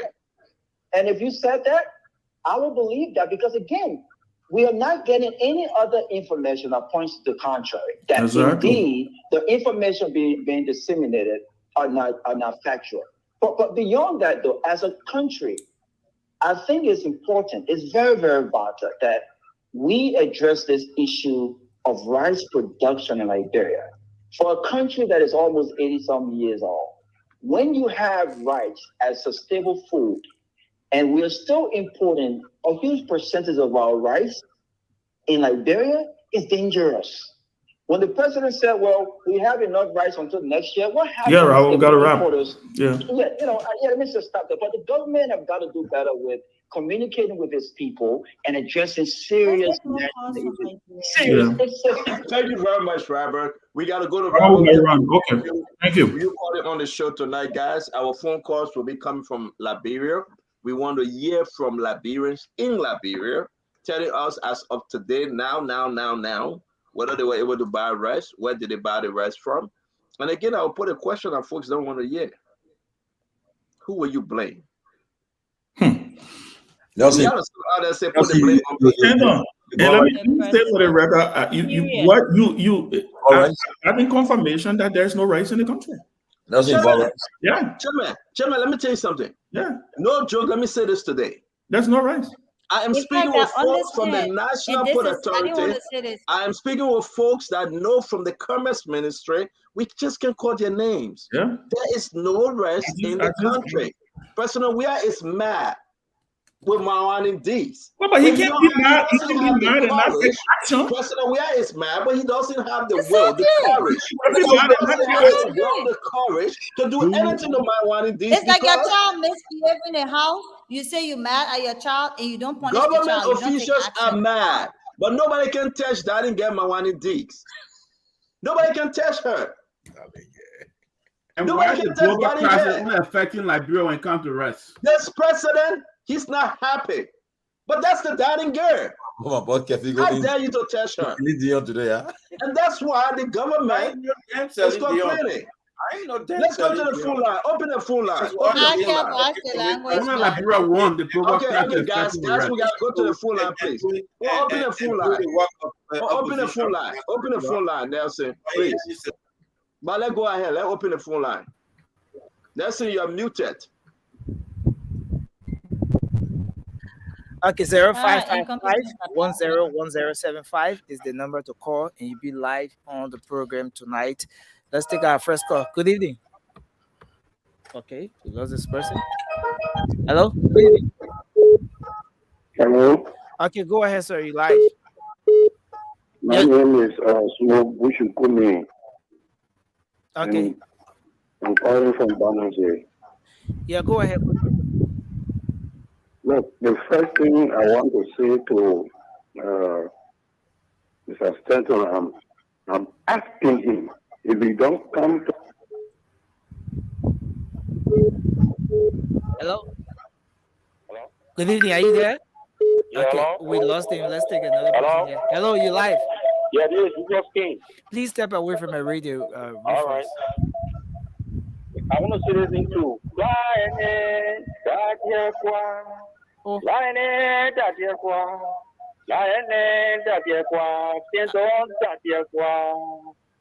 I'm going to interpret. The man said, if you ever ate, leave it alone. Say better to a T. Say better to a T. If you can't do with this job, let it go. That is something that was specific. Let me sing another more. You're singing from your heart.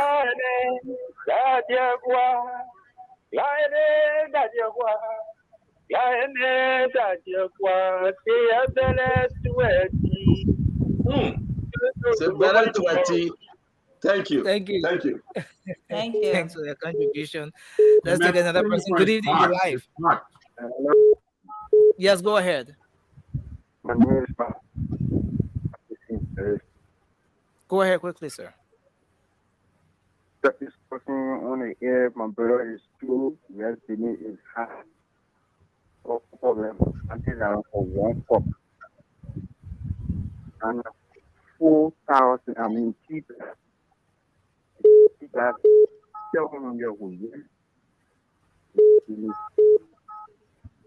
okay. Okay, thank you. Thank you. Hello? Yeah, good evening. Yes, sir. Go ahead. Thank you. Let me say also to the bird in the US. My name is Lincoln T. Lincoln, a call from district in Montreal County. Gentlemen, it is unfortunate.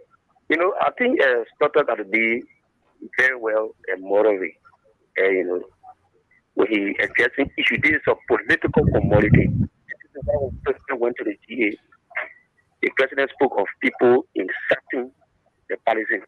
What he's doing on the radio is complete insulting. You have a certain platform for people to discuss issue back home. Okay, thank you. Give your studio, give your other planet. Leave it on. Let him say his piece. Let him say his piece, Nancy. Don't call him out. Don't call him out. Let him talk. Okay, he left the line already. Yeah, do not cut them off. They're allowed to speak the mind, okay? Okay, he left the line. Let's take another person. Good evening. Hello. Yes, go ahead. You're live. Hello. Yes, sir. Go ahead. You're live. My name is from First Blood this evening. Okay, go ahead. Okay, I don't want to be a people to see you this evening. And I see I'm a people this evening to please assist my daughter. They have requested my daughter about uncle in Quebec. Now the medical care I should then go to gather our of hospital of medical care. Okay, now I have any money in there to the good of yourself and to your family. And please. I will. Keep him on the line, please. Can you call this number? Yeah, but I'm a feeling. Yeah, are you listening? Are you listening? Okay, yeah, you can go It's ahead. 0770. Okay, now listen, sir. Please, please call this number 0770 446 446 Tell him to calm down. Tell him to wait. Let him just wait. Just write the number down, Nelson. Nelson, write the number down. 0770 446. Hello? Hold on, sir. Please hold on. 446 991. Okay, 991. 446 991. That's an institution for girls and women who've been raped and abused. My friend, hold on 1 minute. We're trying to help you. Just hold on a bit. So the number is 0770 446 991. And they work with abused women and girls, and they will be able to assist, hopefully with the support of us. But he should call that number in the morning. Okay, so that number that was just called on the show, you have to call that number, and then you get in touch with the folks who can be able to work in that line with you. Okay, so the number is 0770 446 991. 991. Thank you. Thank you so much. Thank you. We wish your daughter well. It's past 10 o'clock, so let him call in the morning. Okay, let's talk. Take more calls, Nelson. Hello, good evening. Yeah, hello. Yes, sir, go ahead. My name is Derek Williams, and I call from the Freeport. Okay, go ahead, sir. But I work in the port as a tally clerk. Yeah, I got vast, knowledge on this issue. I think what you guys are supposed to be doing is confusing the Liberian people, let them find another diet for the next 15 to 20 days. Because absolutely there is no rice in the country. So 2,000 metric tons, they can't even carry maneuver for 3 days. There is no rice in the country at all. And it's an embarrassment to Joshua. You know, Liberian people love Joshua to the extent that the rice country, they still taking it for granted. But Kat Hassan president down there, and utterances down there is an embarrassment to Joshua, aggravating people around in the various communities. Our advice at Kat Hassan is you got nothing to offer, let you remain silent. I thank you guys very much. Okay, thanks for your contribution. Good evening. Hello? Yes, go ahead. You're live. Yeah, this is Kamal. Okay, go ahead. My issue is the water spoon, the man hosting a show, the water spoon. When you get to talk. Just talk. It's happening to people in the country. How you be doing care of the of clarity? Don't Isa. Why? Okay, thank you. I'm a partner. Yeah. Thank you. Good evening. Good evening. Good evening, please. You're just coming on now. Go ahead. Okay. I said, my name is Michael Williamson. I join you for Plainsville tonight. Yeah, go ahead. My issue is strictly with the CEO. CEO, you're one person that I knew for years back at the Upper Ministry Church. And you came up with a man of God who you were even trying to help him to go to the state. The coins of death came upon him. He taught you a lot of things, that will make you, or I believe by the grace of God, I'm making you a very great man today in society. But my disappointment is sometimes for you to bring people, people who doesn't stand for the truth. And you want a person who really used to know, used to say that innocent, and talk to you the truth. And you used to come from where Nigutan, like go more, and you go to Upper Ministry on McDonald Street, or Crying. So, and you know it very well. You say that people that care for some misleading it, they kind of critical time that we are in today. Kebasan will sit on a platform and begin to deceive the Liberian people.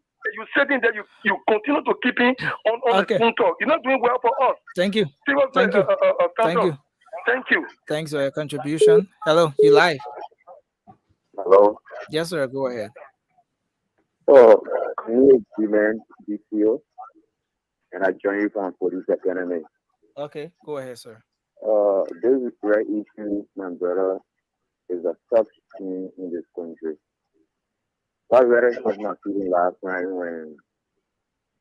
when you people are discussing that like other Liberians right now, like going sleep with phone calls tonight. One of the questions I am my wife.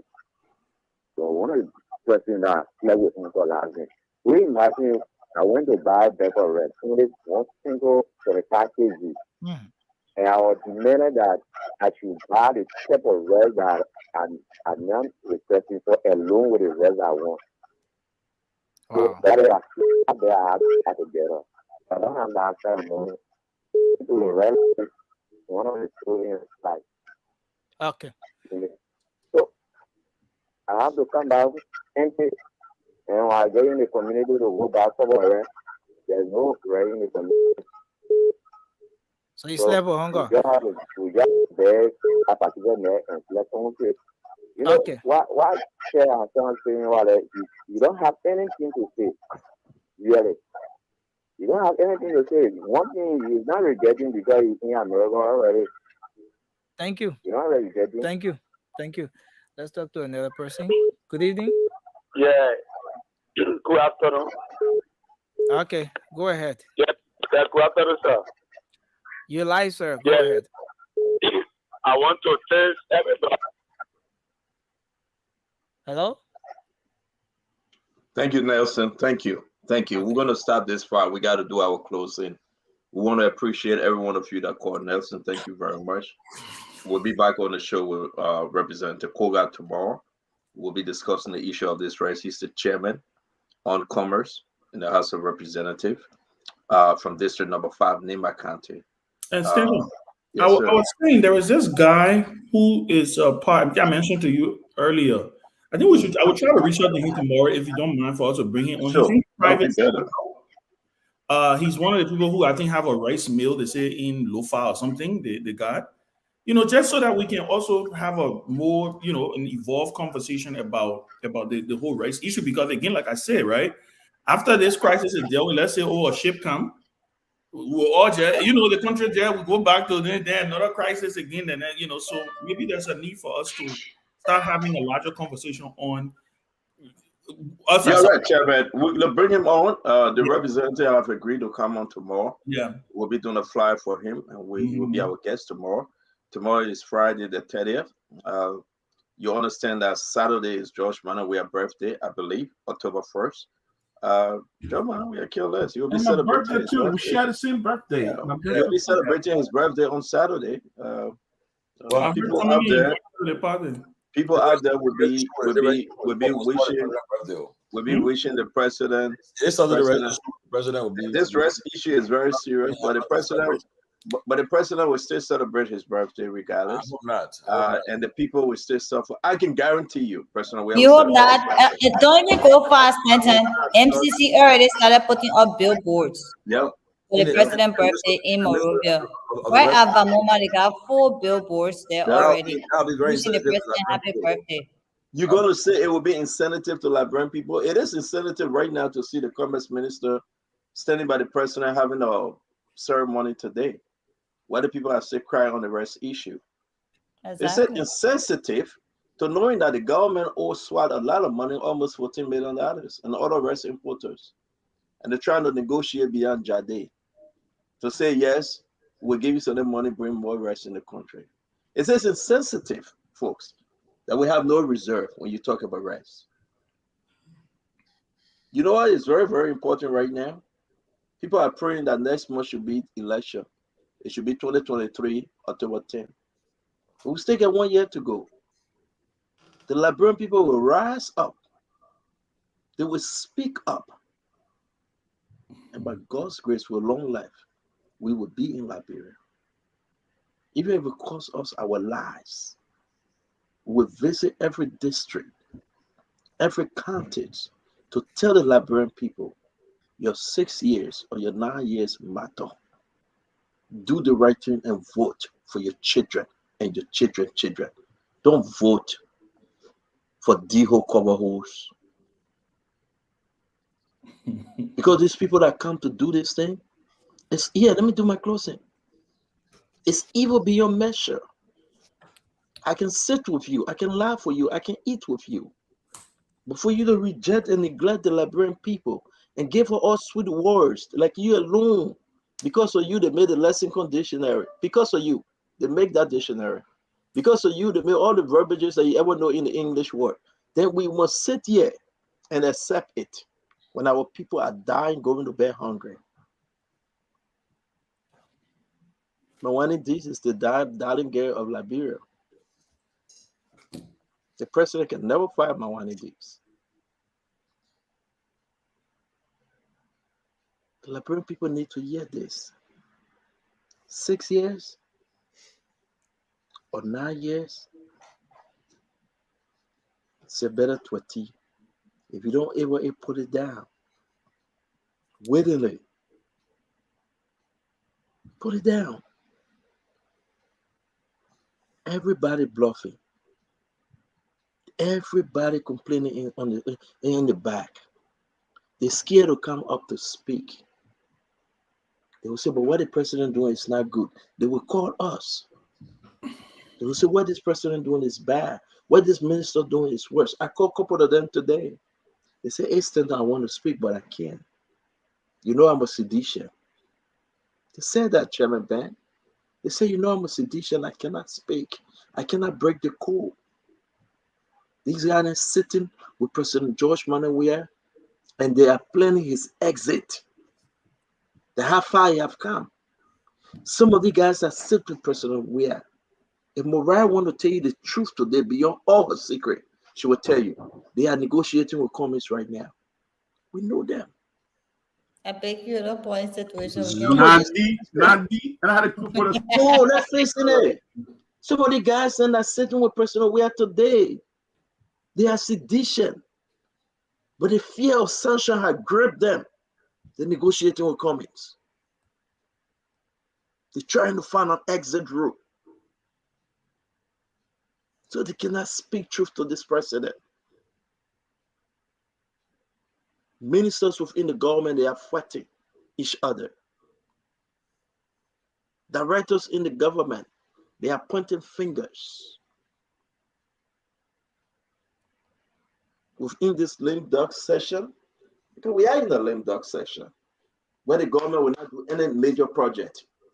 I will ask my fellow citizen, show me one thing the president have done 5 years. From one crisis to another crisis. From one situation to another situation. And we must sit here and be quiet. We'll never be quiet. I appreciate Chairman Ben on the show every night. Kev Hassan, I appreciate you. People that say you should leave the show, you can never leave the show. I will be the first to leave the show before you leave the show, Kev. Mariah, your addition to the show is so wonderful. Dr. Peabody, we started this together, we'll finish it together. We dropped the mic together, Dr. Peabody. Sentiment and Joy, we have a team. Mo Ali, the 2-3 days you join us, we appreciate you. You got UP, you got ANC, you got CDC, you got Independent, you got in position, off position. Dr. Richardson is a wonderful person. She got to teach on a Thursday, so she cannot be here. Your love for us. Yeah. Say that? I said you're expressing your love for us. No, I am. No, I never see Nice. That's so nice of you. Because you know what? I'm I'm gonna say this to you, Chairman. If you guys are good people that are working with you, what we do after the show, we go back, we text each other, we call each other, we look at our mistake. I never bring anyone on the show without consulting you guys. If you guys say no, it's no. Most recently, I will say this before you guys come in. Delon called me to come on Spoon Talk. Senator Delon. He called me, wish me happy anniversary. He's a family. He said, my man, I want to come on Spoon Talk. He sent me the text. He said, I want to come on Spoon Talk. I discussed it with the team. The team said Delon is traveling. When he come back, we'll probably consider or not. Kev Hassan was the first person to say yes. Let Delon come on Spoon Talk. Kev, this is not a joke. I don't make those kind of decisions. And all my team member made a mistake, we'll rebuke you and we'll correct you. That's leadership. But where is our president? When the people of Liberia cry, guys, let's be serious for once. This is a serious issue that will go a long way. We are not trying to call for protests.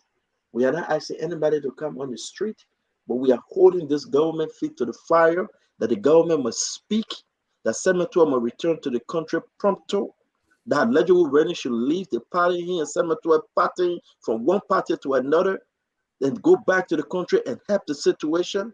Mawani Dix should speak, and Mawani Dix should tell the Liberian people what she's doing with the millions of dollars she has received for importers. That's where we are. Tomorrow again, we'll have a wonderful show. We'll speak real talk, the Spoon Talk, and we'll say thank you to every one of you. We're going to allow our sister Mariah to go first. She's the only sister on the set today. Then we'll do the round table. We'll close the program. Mariah? Thank you, Stanton. At the end of the day, we cannot negate the fact that we're in a crisis. Food crisis is not a joking matter. Most people will tell you you can play with many things, but you can play with the food or the money or the loved ones. And it is true for most Liberians, especially when it comes to the issue of rice. Any serious government will ensure that rice is always available and affordable. And this government has dropped the ball on this, and it is an indication, as many other things have been, of this government's incompetence. I continue to say, and maybe I use the word incompetence a lot. The government ain't able the job. The president ain't able the job. You cannot continue to let someone do a job that they ain't able. This president has, in so many ways, told the Liberian people that he's unable to carry out the duties of the presidency. You can't force something on someone who doesn't want it, who you know what to do with it, and you know how to take care of it. This is our country, for crying out loud. That's the only country we got. That's the only country we can get deported from. This is what we have as Liberians. We need to take care of our country. We need to nurture our country. We need to be protective of our country, and that includes who we give this country to, who we entrust this country into the hands. And we've done this with Joshua, and we've seen it's not working. God will not come down from heaven to talk to us. The hunger, the suffering, the poverty. Imagine this government said it would take 1 million people out of poverty. By 2020, the World Bank was estimating that 626,000 Liberians will fall below the poverty line. We're in 2022. Do you know how many Liberians are falling below the poverty line? Even if 100,000 Liberians got poorer under Joshua, why? Why should any Liberian be getting poorer under any president when we're supposed to be getting richer, wealthier, well off, better off? Why are we retrogressing? Why are we going back? Right now, the country is at 2003, 2004 status. Why? And we have the power. All power is inherent in the people. You can change this. You're not helpless. That's not the government thing. That's not the people thing. You can change this by the choices that you make, by the decisions that you make. And your vote is your power. Voter registration starts December 15. December 15, Monserrato, Bong, and I think 2 other counties begin voter registration. Register to vote. Your vote is your power. It is that power that you give to these people that we call presidents, ministers, superintendents, whoever your leaders are. That's the power that you give them. It's your power. And you can take it back and give it to someone else. And it is clear that this president does not know what to do with the power we've given him because he ain't able to job. Even you get a nurse to cook your food. When she burn it 1, 2, 3 times, you say, man, thank you, but I'll find somebody else. So why are we consistently, continuously allowing this president to make our lives worse off, to make us poorer, to subject us to extreme poverty, and he's unable to even take decisions against his ministers? His ministers that work at his will and pleasure? This is not fair. It's not fair to you. It's not fair to the country. It's not fair to your children. The reason other countries have made so much progress is because they've had leaders who are able to do the job and who've put the country first. George Weah only put his pocket first. When a minister then go cut the deed, then he gain his share, then he said that he can't do nothing. This is not the kind of president we want. So please, we can cry, we can complain, we can talk about this issue, we can advocate, but at the end of the day, what are you going to do about it? We're 1 year to elections. 2023 is a crossroad. I continue to say we can choose to go back in the past, we can choose to stay in the present as it is, and we can choose to move forward in the future with Alex Cummings. At the end of the day, these are choices that we will make as a people and that we have to live with. The boys in your court, Liberian people. 2023 coming.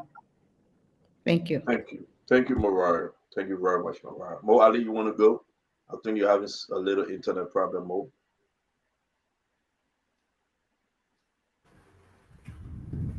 Thank you, Stanton. Mariah has said sufficiently tonight, and I'd like to add up there. Again, the issue of our economy is something that every government should take very seriously. You can say as much as you want to. You can describe Monrovia as Miami, all you like, as Beverly Hills, all you like. We all come and sit on the spoon talk, we discuss it, we laugh about it, and people make videos of it. Well, they help to ease the stress. But you better be sure when you are describing Monrovia as Miami, you have the economy under control. Because when you say Monrovia is like Miami, let's even forget about the infrastructure. You have to be thinking about the economy of the capital city or the country to that place you are comparing it to. There are countries that have more high-rise building than the US. In China, for example, they have more high-rise buildings because they want to use little land space to accommodate more people. But the economy, what the people consume, is very significant. And today we're discussing this thing, and somebody call on the radio and say, even in the US, the rice is expensive. So I asked someone, how much for rice in the US? They say rice is like around $50, the big bag, $56.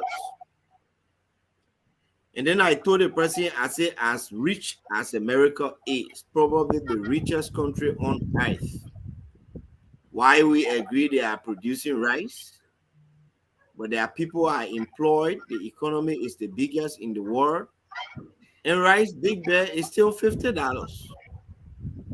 In Liberia, we get job. We hardly get money. We all living on begging.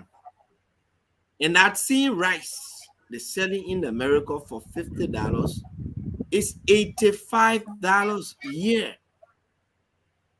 Who's gonna afford to buy that rice? Yeah. Except for those who have people over there, they feel sorry for them and buy it. Because right now it's the only rice you're going to find on the market. And there is another thing that also complicates this matter. This CTN they brought at the Freeport, the cargo tracking note, this has increased importation of anything through the Freeport or through any port in Liberia astronomically. One importer told me, he said, during your time, we used to pay between $7,000 to $8,000 to free a container from the port. Right now, that has doubled, $15,000. And so, you know what people do this time? They bring their container, they make contact, they allow the container to stay there for 3 to 4 months, and then they go there, they say government auctions the container, and they buy it for $3,000 to $4,000. You see how no sense is in that? We have to take what is serious. If you are a government, you want to get re-elected. We are just there to say it. We say what we see. If there is no rice shortage on the market, we're not going to come sit on the spoon talk to talk about the rice shortage.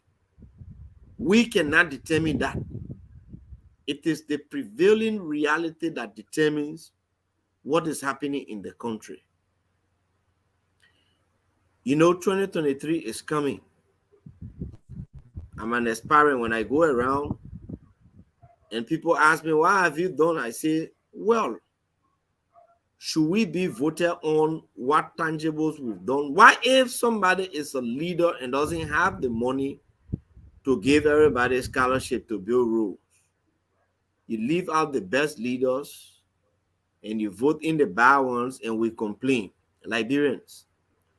I was just reading from Voice of River G that 4 Liberian women, business women, are feared dead. They went to buy rice and other communities in Ivory Coast. They were coming, they had accident.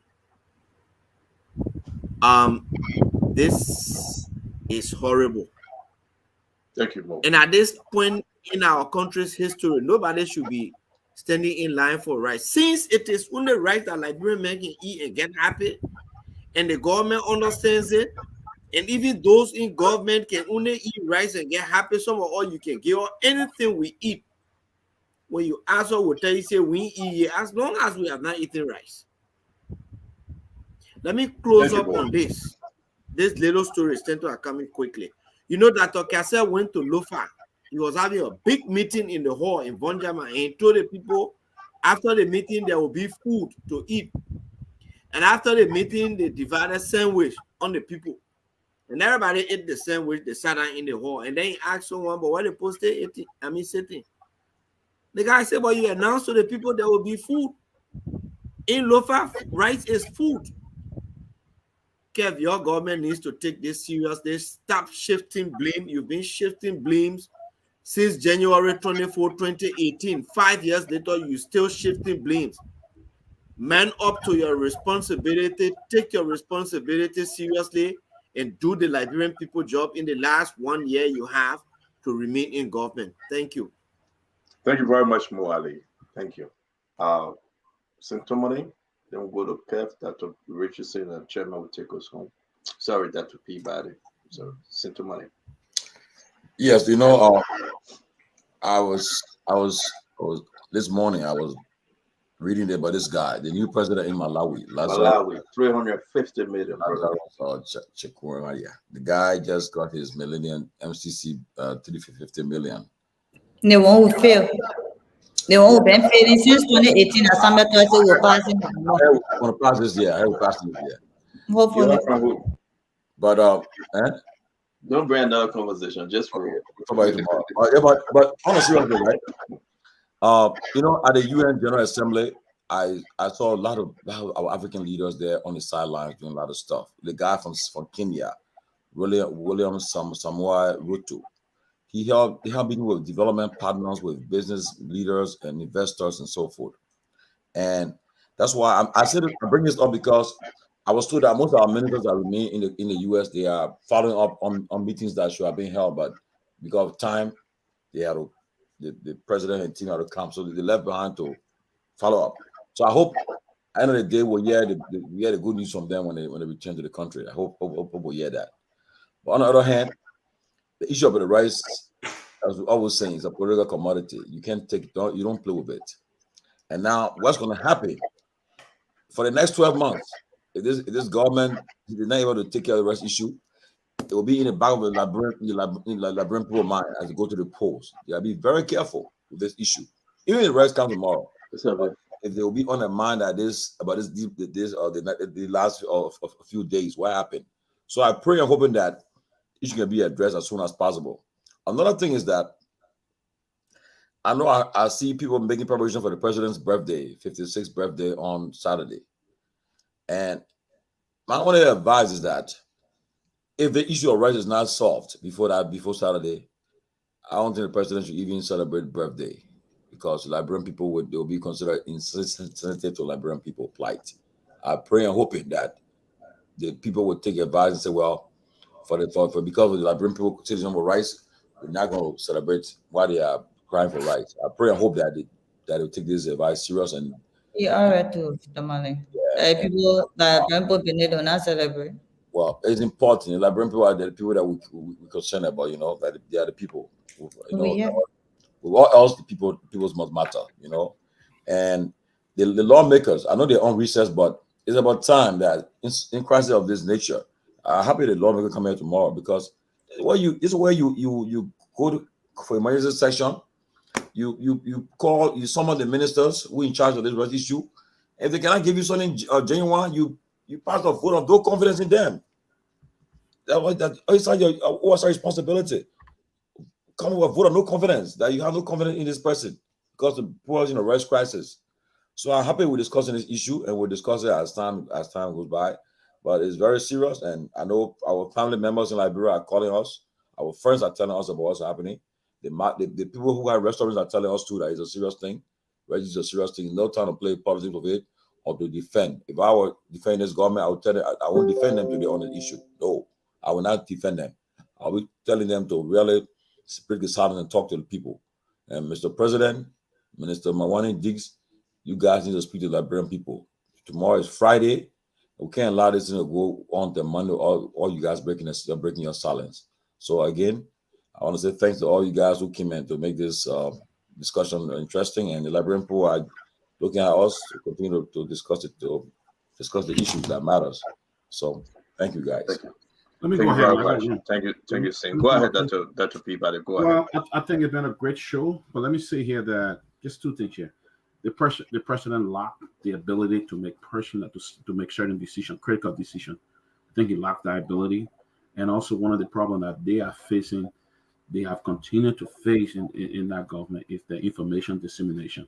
It's been very poor. They do not come up when crisis is about to happen or crisis taking place. They don't come up to say anything. I think that's very sad. But the president needs to come up and talk about this race crisis, or the information minister, Mani Diggs, need to come up. Otherwise, it's getting serious by the day. Unconfirmed report by Moore Ali said that 4 women went to local rice in another country and they died in an accident. More people will die. People die in accident, but people start dying for hunger in that country because they can't get food. So it's really sad. I hope that we want this government to succeed. We don't want them to fail. We want them to succeed. But if they can't handle it, then somebody will have to come and who can really sit in the driver's seat and really lead this country right way. So by then, I'll see you guys tomorrow. I'll be celebrating my 19th wedding anniversary. So congratulations to my wife. And Saturday will be my birthday as well. So I'm not having party like the president. I'm just going to go quiet. Oh, you and the president got his birthday? Yeah, it's October 1st. Yeah. But I'm congratulations to you and your wife. Congratulations, Dr. Peabody, to you. I see why you came back early. I have to come back. I would have got in trouble. You have to come back or you sleep on the couch. Yeah, I was in the house. You know what, we can meet if you want anything done. We are here ready, and we'll make it happen. I'll always come. If 5 minutes away from me. Yes, sir. Honorable Kev. Well, listen to everybody, and it's saddening. I feel a little bit. Y'all take a deep one in Memphis, man. President Lazarus Chakwera. James, don't do that, James. Go ahead, Kev. Wait, what was that? No, when you bring Kev, please go ahead, guys. We shouldn't interrupt, Kev, please. That's what we call playing politics with the people's lives. When I listen to folks, And I feel sad inside me when I see people playing politics. Everybody's saying, yeah, don't play politics, don't play politics. But you're listening to the chief of staff of Mr. Cummings saying, don't vote for Weah, vote for me.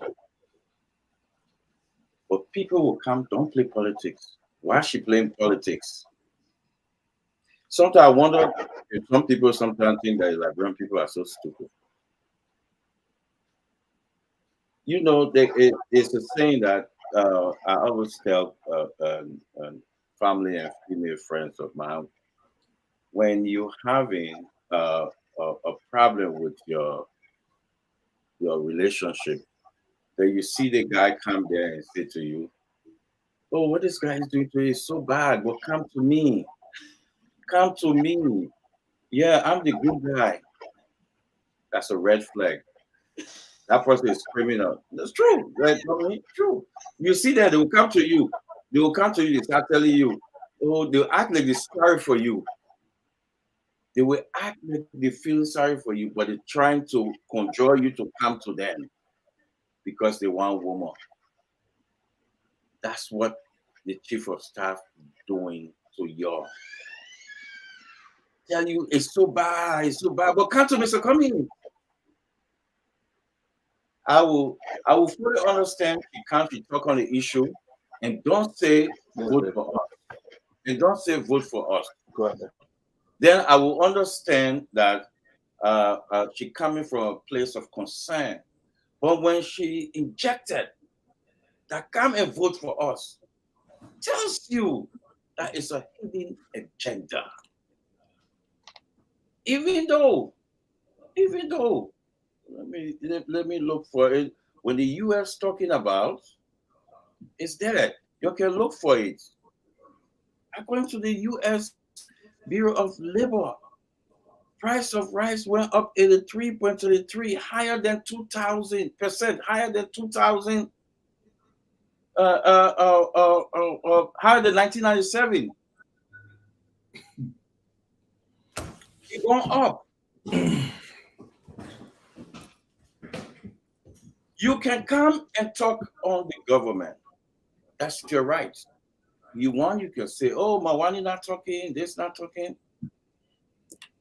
But when you start to inject politics in it to say, vote for me, I will make rice cheaper, which in America tell you rice is higher now.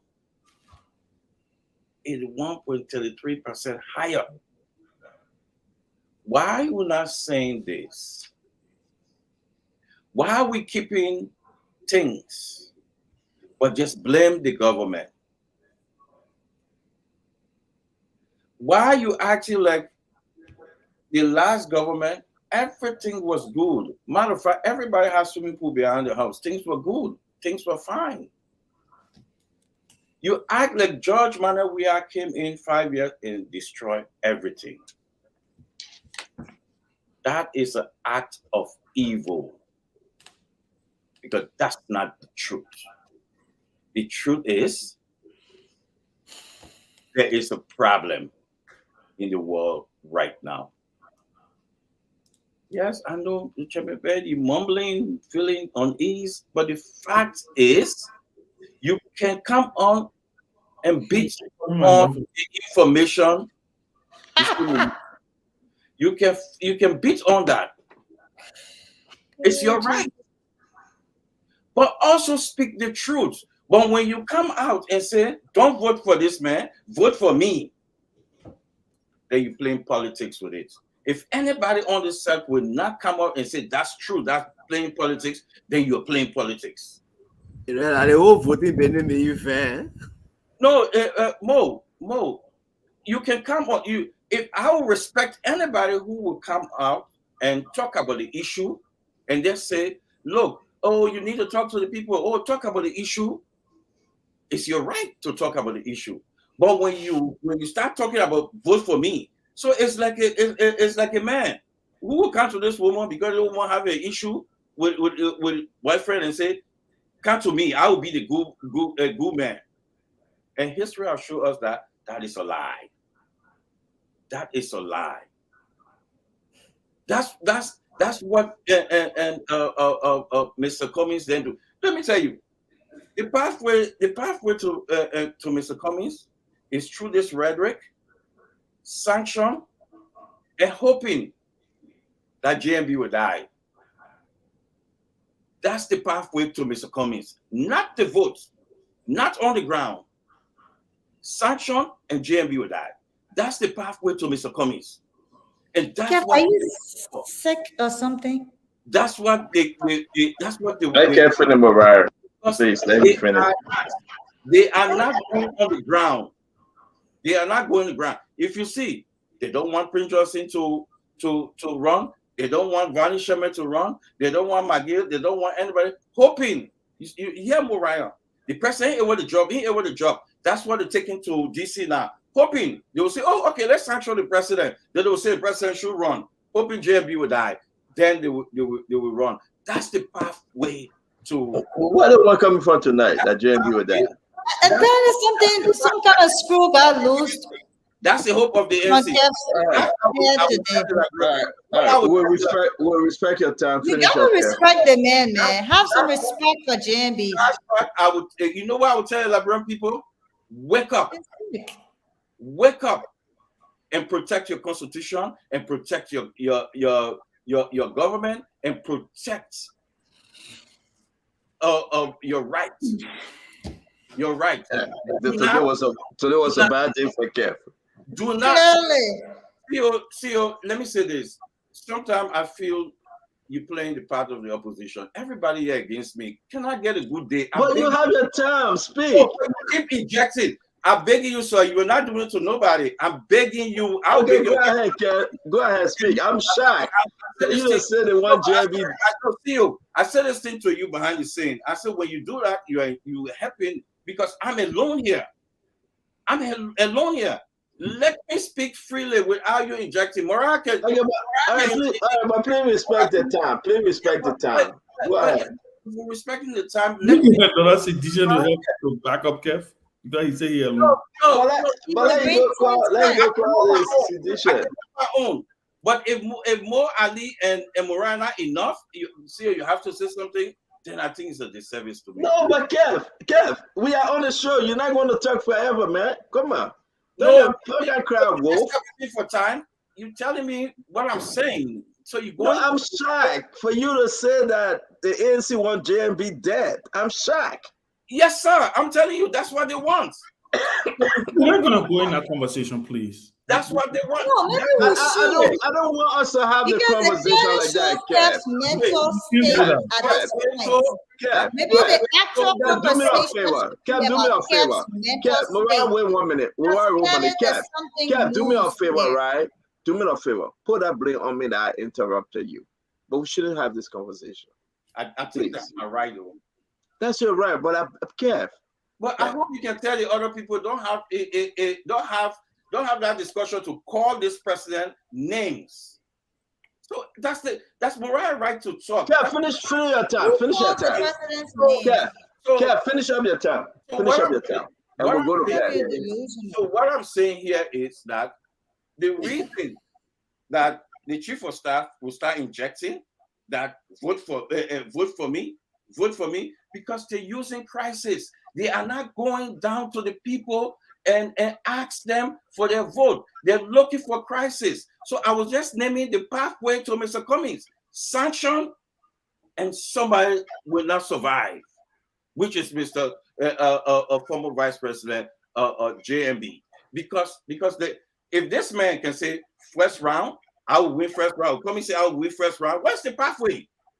I'm naming you guys the pathway. That's the pathway to Mr. Cummings. So Mariah, what she said today, people should be on this set and say, don't put politics in this. Don't start selling Mr. Cummings. Why we're talking about this race issue? That's what I'm talking about. So I rest my case. Thank you. I beg you guys, Chairman Ben will take us home. All right. I hope I get a response to that. No, we're not having No, Ben, he called my name. He didn't call your name. Chairman, He didn't call Thomas' name. Chairman, go ahead. Chairman, go ahead. With all due respect, what Kev said on the show tonight, Mariah must respond. Okay, then I'll respond now. No, Chairman Baker, I want you to finish up. Chairman, please. Y'all coming to have dev debate here tonight. Yeah, Chairman. Mariah must respond. Let me say this. Wow, Kev. Let me say this. Kev, let me say something to you first.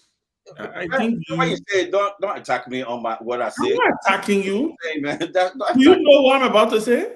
Okay, go ahead. Jeez.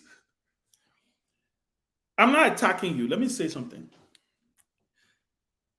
I believe, and this is my opinion, I think you should actually be angry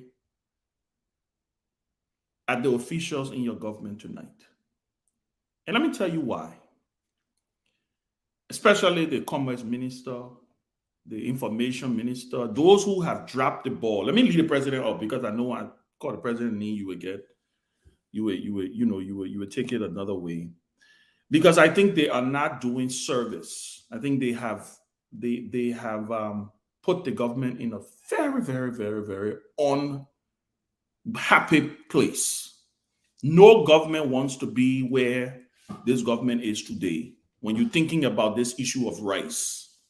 And so that's what I mean. And I will hope that you will muster the courage and just say, look, my ministers, you did it on the show one time. I think everybody was excited. My minister, mount the podium tomorrow and address this issue. Talk about the issues. And so I just thought that's what I want to say. So it wasn't an attack on you. And I just think that you bringing in the politics is just, I don't think it's necessary. But like you say, it is your right, and I respect your right to do that. On the issue of the rice thing, I think I'm going to call on the president. Clearly, from all indications, there's no rice in the country. And I think knowing President Weah, President Weah would have been at that free port if he had rice in the containers, in the warehouse. And as a result of that, I think heads should roll. They say out of every tragedy, there can be an opportunity. The president should muster the courage to say, you know what? As close as some of these officials are to me, I'm going to fire them. Because guess what? Mr. President, if you don't get it right on this rice issue, the Liberian people may fire you. They may. We're 1 year away from election. But I think it's absolutely important that when you have people calling, and again, like I said, this is not just a 24-hour issue. This has been something that's happened over the last couple of days, hours. It is not good. If people are assigned duties to do what they need to do and they don't do it, you need to show them the door. This issue of rice, I have been very careful on what I say about it because I always say this is a big platform. And what we say here, a lot of people are listening to. But we owe it to our country. We owe it to the government of Liberia. President Weah is president till 2024. Nobody wants anything bad to happen in the country. At least I don't. So I just hope and pray that there is still a window here. Because clearly something happened here. The wheels fell off the vehicle. I'm asking the president to stand up and take some actions. Even if you want to adjust the country by taking some actions. Let this not happen again under your watch. And let's finally stand up. And like I said, I'm glad that you say you're inviting the guy from the House of Representatives. And let's try to get some people in the private sector. Let's begin to have a larger conversation on food security. Why do we always have to go back to this thing? And you know my fear, and I will end on this note. My fear is this may end up the typical Liberian way. We had some issue in the last couple of months when it came to fuel. Cars were lining up. By the time 2 or 3 containers of fuel tankers of fuel came in the country, we forgot about it. My fear is wherever ship they've asked to divert, by the time it comes in the country, we forget about it. And then next year or the year after, we go back to the same situation.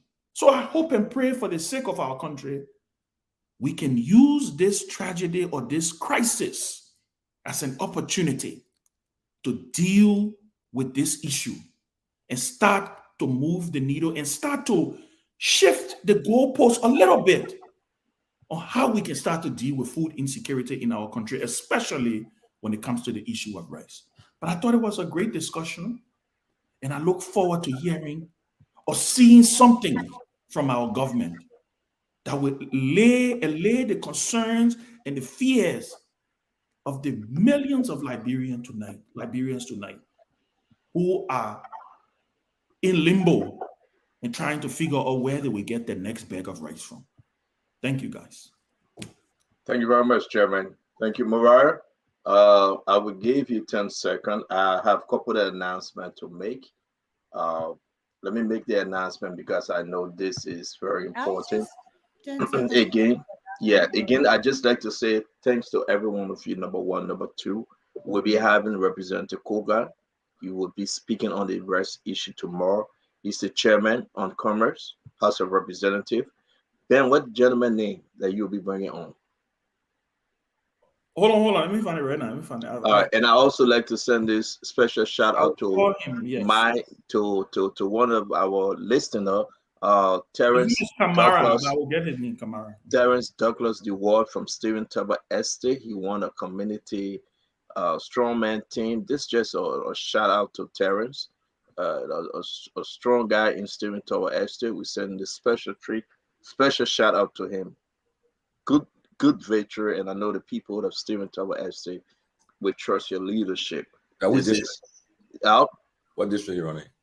Steven Tuber, he's not running. He won a community, and they had an election against one councillor, and he won. And he's trying to work his way out there to be like Mo Ali.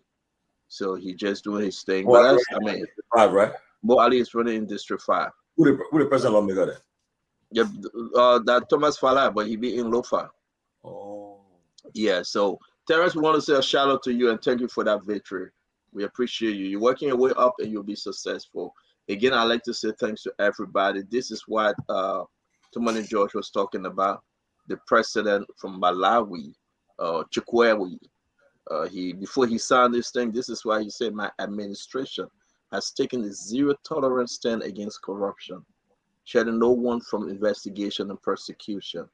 The 350 million they gave this guy.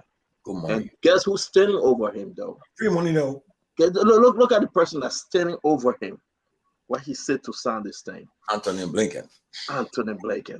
Just imagine.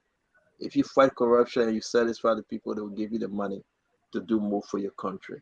Mariah, talk to us, please, and take us home. Go. Thank you. So let me just say this. Kev, I hope you can come back, but I'm sure you're listening. You failed to address the issue because you clearly don't know what to do about it. You and the CDC and the president. It is clear from this show tonight that you are unraveling and under a lot of pressure to keep defending a government that is continuously failing and performing poorly. So I don't envy you, Kev. I don't ever want to be in your position. But let's be clear. Nobody is on this show in their official capacity. Ben Senvi is not on this show as chairman of Liberty Party's advisory council. Mo Ali is not on the show as former SG of the Unity Party. Tomani is not on the show as he said, suspended or not suspended, disenchanted sedition, Active. active sedition. Yeah. Nobody is on the show in any official capacity. Neither am I here as chief of staff. So to try me into a role is a clear indication of your intellectual weakness, Kev. But let's go to the issue that you would sit on this public platform with thousands of people listening and watching, that the ANC pathway is for GMB to die, is crass, disrespectful, and evil. For crying out loud, Kev, this is an elderly man, a respected statesman. I'm not responsible for your mental torture tonight. I understand how this government's incompetence and constant crisis mismanagement have led you to unraveling, but at the end of the day, you will not sit on this platform and talk about the life or death of Ambassador Boyka. That is unacceptable. You were the same person who sat on this platform and informed Liberia and the world that Ambassador Boyka had a pacemaker that was paid for by President Weah with a heart surgery. You, Kev, when nobody knew the health status of Ambassador Boyka, you informed the country that Ambassador Boyka had a pacemaker and that surgery was paid for by President Weah. You did. So if you're trying to blow a dog whistle tonight to tell the Liberian people that the CDC and Ambassador Ambassador Weah or President Weah and the CDC are after Ambassador Boyka's life, you should not tie it to the ANC. That is unacceptable. The ANC does not, will never, ever have the thought process of tying the victory to anybody's life or death.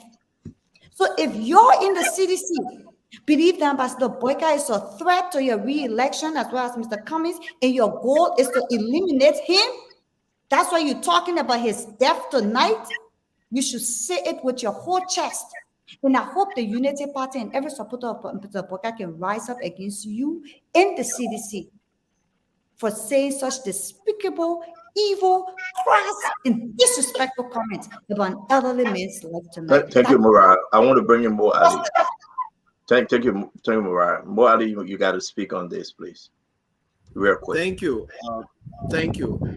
You know, in our culture, to wish somebody death, especially somebody who has done absolutely nothing to you, or to keep talking about the death of a person, doesn't only show disrespect to the person, but it shows disrespect to the person's family. It shows disrespect to those who see the person as a leader. Now, we may all disagree. We may all have different political ideologies and different political sides. But I will not sit on the show and see the only way this other person will come there if it is this person died. We've seen too many deaths in this country. We've seen too many political deaths.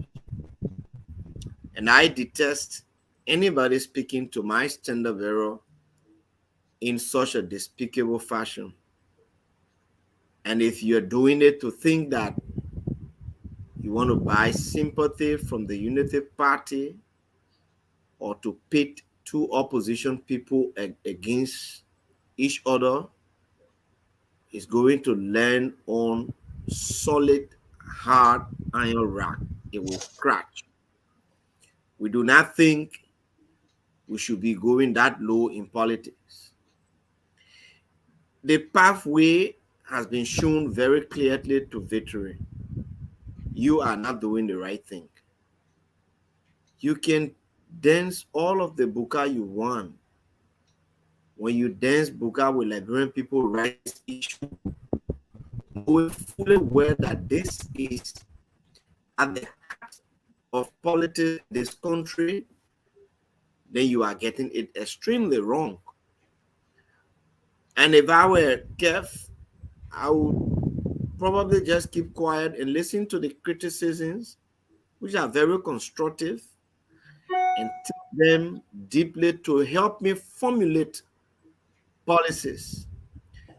But it's also a lesson, the issue about rice, to incoming governments, to us who want to come to power. We should begin to formulate policies and plans that will remedy the issue of rice rather than talking about death to somebody. And so again, I detest the statement, and I don't believe that somebody should be wishing Ambassador Barker death. Ambassador Barker has been living, and he will live until God's time reaches for him. Thank you. Guys, we want to say thank you very much for a wonderful program. As we all hold our own opinion so dear to us to speak on what we believe, I will always advocate for the Liberian people. We pray to God that God can, every political leaders who's trying to seek the office or are seeking the office as president, that God can usher us into 2023, past this election, past inauguration, with the strength and the mindset to see what next for Liberia. And I do believe, by the grace of God, under this leadership, we put politics aside. Elections have come. Candidates, representatives, senators, they all survived and they all went through the election. So this election, Jose Yimabwaka, Elizana Cummings, President George Manawia, Tewan Gonglo, Madela Cooper, Nak Banks, the rest of them, they will all stand to facing the Liberian people, and the Liberian people will decide. This statement, that is the only way for Mr. Cummings. As much as I was staying on the show tonight, I don't think it's a fair statement. If Mr. Cummings should win election in Liberia, will be the way of the Liberian people, but not to see the death of Jose Yimabwaka. There is no place for us to even make mention of that. So on behalf of the Spoon Talk, I'll ask you guys that we remove that saying those statements. And we'll be very clean on what we say. Kev is entitled to his opinion. That's how he feels. That's why maybe his base tell him.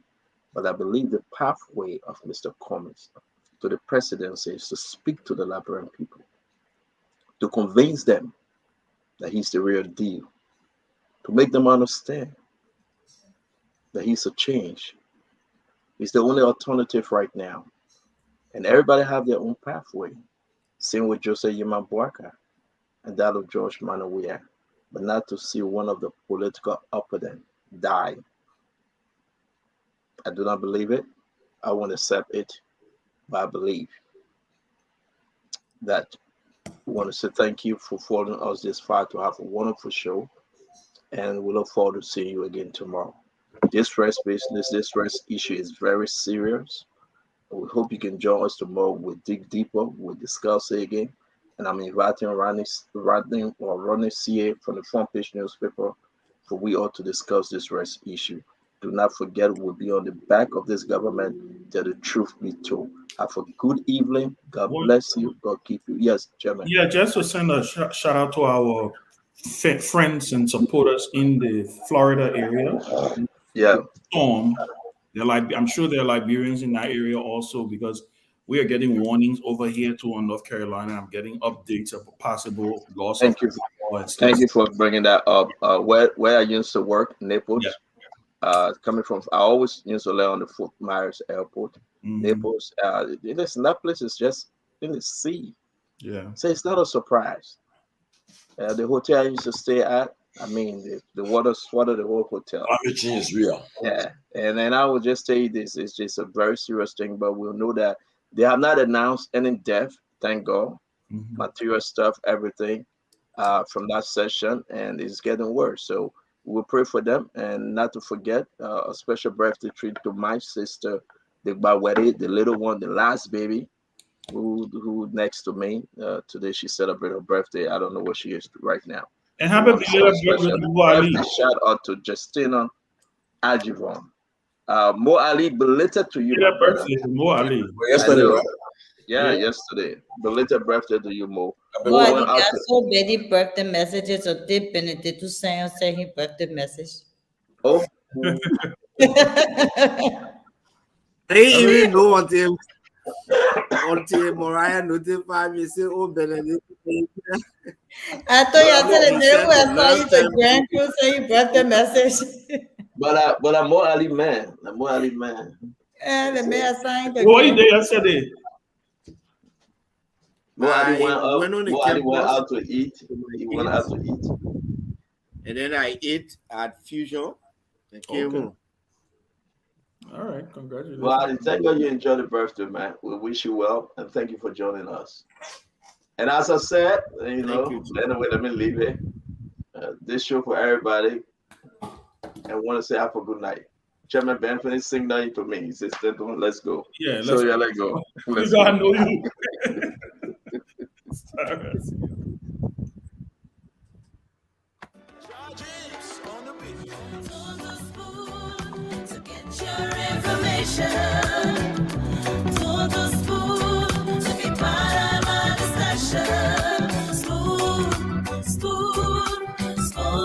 Why you telling me to call you tired? No. Showtime over. Showtime over, but James is so tired. He's doing like this. He tried to go eat. No. James was sleeping in the background. James, what time is it to you now? It's 6 hours difference, so probably 1 o'clock, right? Yeah, 24 after 1. 24 after 1 a.m. Wow. Yeah. Thank you for joining us, man. Nelson, you did extremely well. Check the internet tomorrow. Make sure we are super. But want to say thank you for what you do and have a wonderful evening. James, don't call me early like you usually do. Leave me alone. You gotta cut out. Nelson, James be waking me up. You know that, right? Yeah.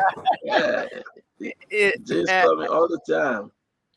Yeah, I think that James has this way of using the calls to get you do what he wants you to do. Yeah, he does that to me too. Especially when I'm the one on the show, the guy will call back to back. I say, yeah. The CEO, who's the guest today? I say, see you, James. You are the guest.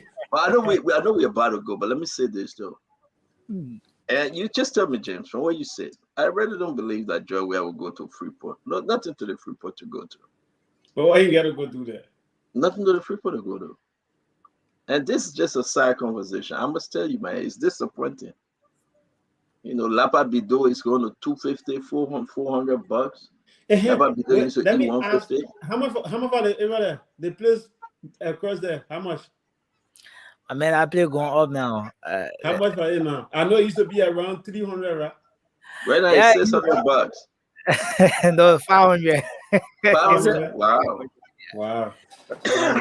What about the place before reaching the office? You see, the man, I'm pretty. the man cooking for himself, he's teasing you. James, nice potato grain. You know what James said, Nelson? You know what James said? This is what James said, right? He took a big lapper. He put it to one of the dough. So I said, James, but what are you doing? He said, I'm making my lapper be dough. He put lapper on the dough. Then he said that. He said, I'm making lapper be dough. I said, hey, James, I'm picking. No customer for our lapper be dough. No, he got customer. Like when they hear it, say. Guys, y'all have a wonderful evening, and we'll see you guys tomorrow. All right, thank you very much. Bye-bye. Okay. You can go ahead and do your ritual and then call it off. Yeah, sure. So, folks, we want to say thanks a lot to all of you out there for being a part of another fascinating edition of the program Spoon Talk right here on all of our networks, all of those different platforms or mediums through which you've been following. The program has been live on Spoon 107.5 FM. It's been live on Fabric 101.1 FM, Super 95.5 FM. It's also live on Super TV Channel 10. We now have our new YouTube page, is Spoon Talk Live. The program is also streamed there, Spoon Talk Live. Facebook, Fabric TV, all the other mediums. We want to say thanks a lot. I'm Nelson Colette, and James has been here as well. Together we've been coordinating the technical sounds in the background. Have for yourselves a good night. Bye-bye. You want to know what is happening?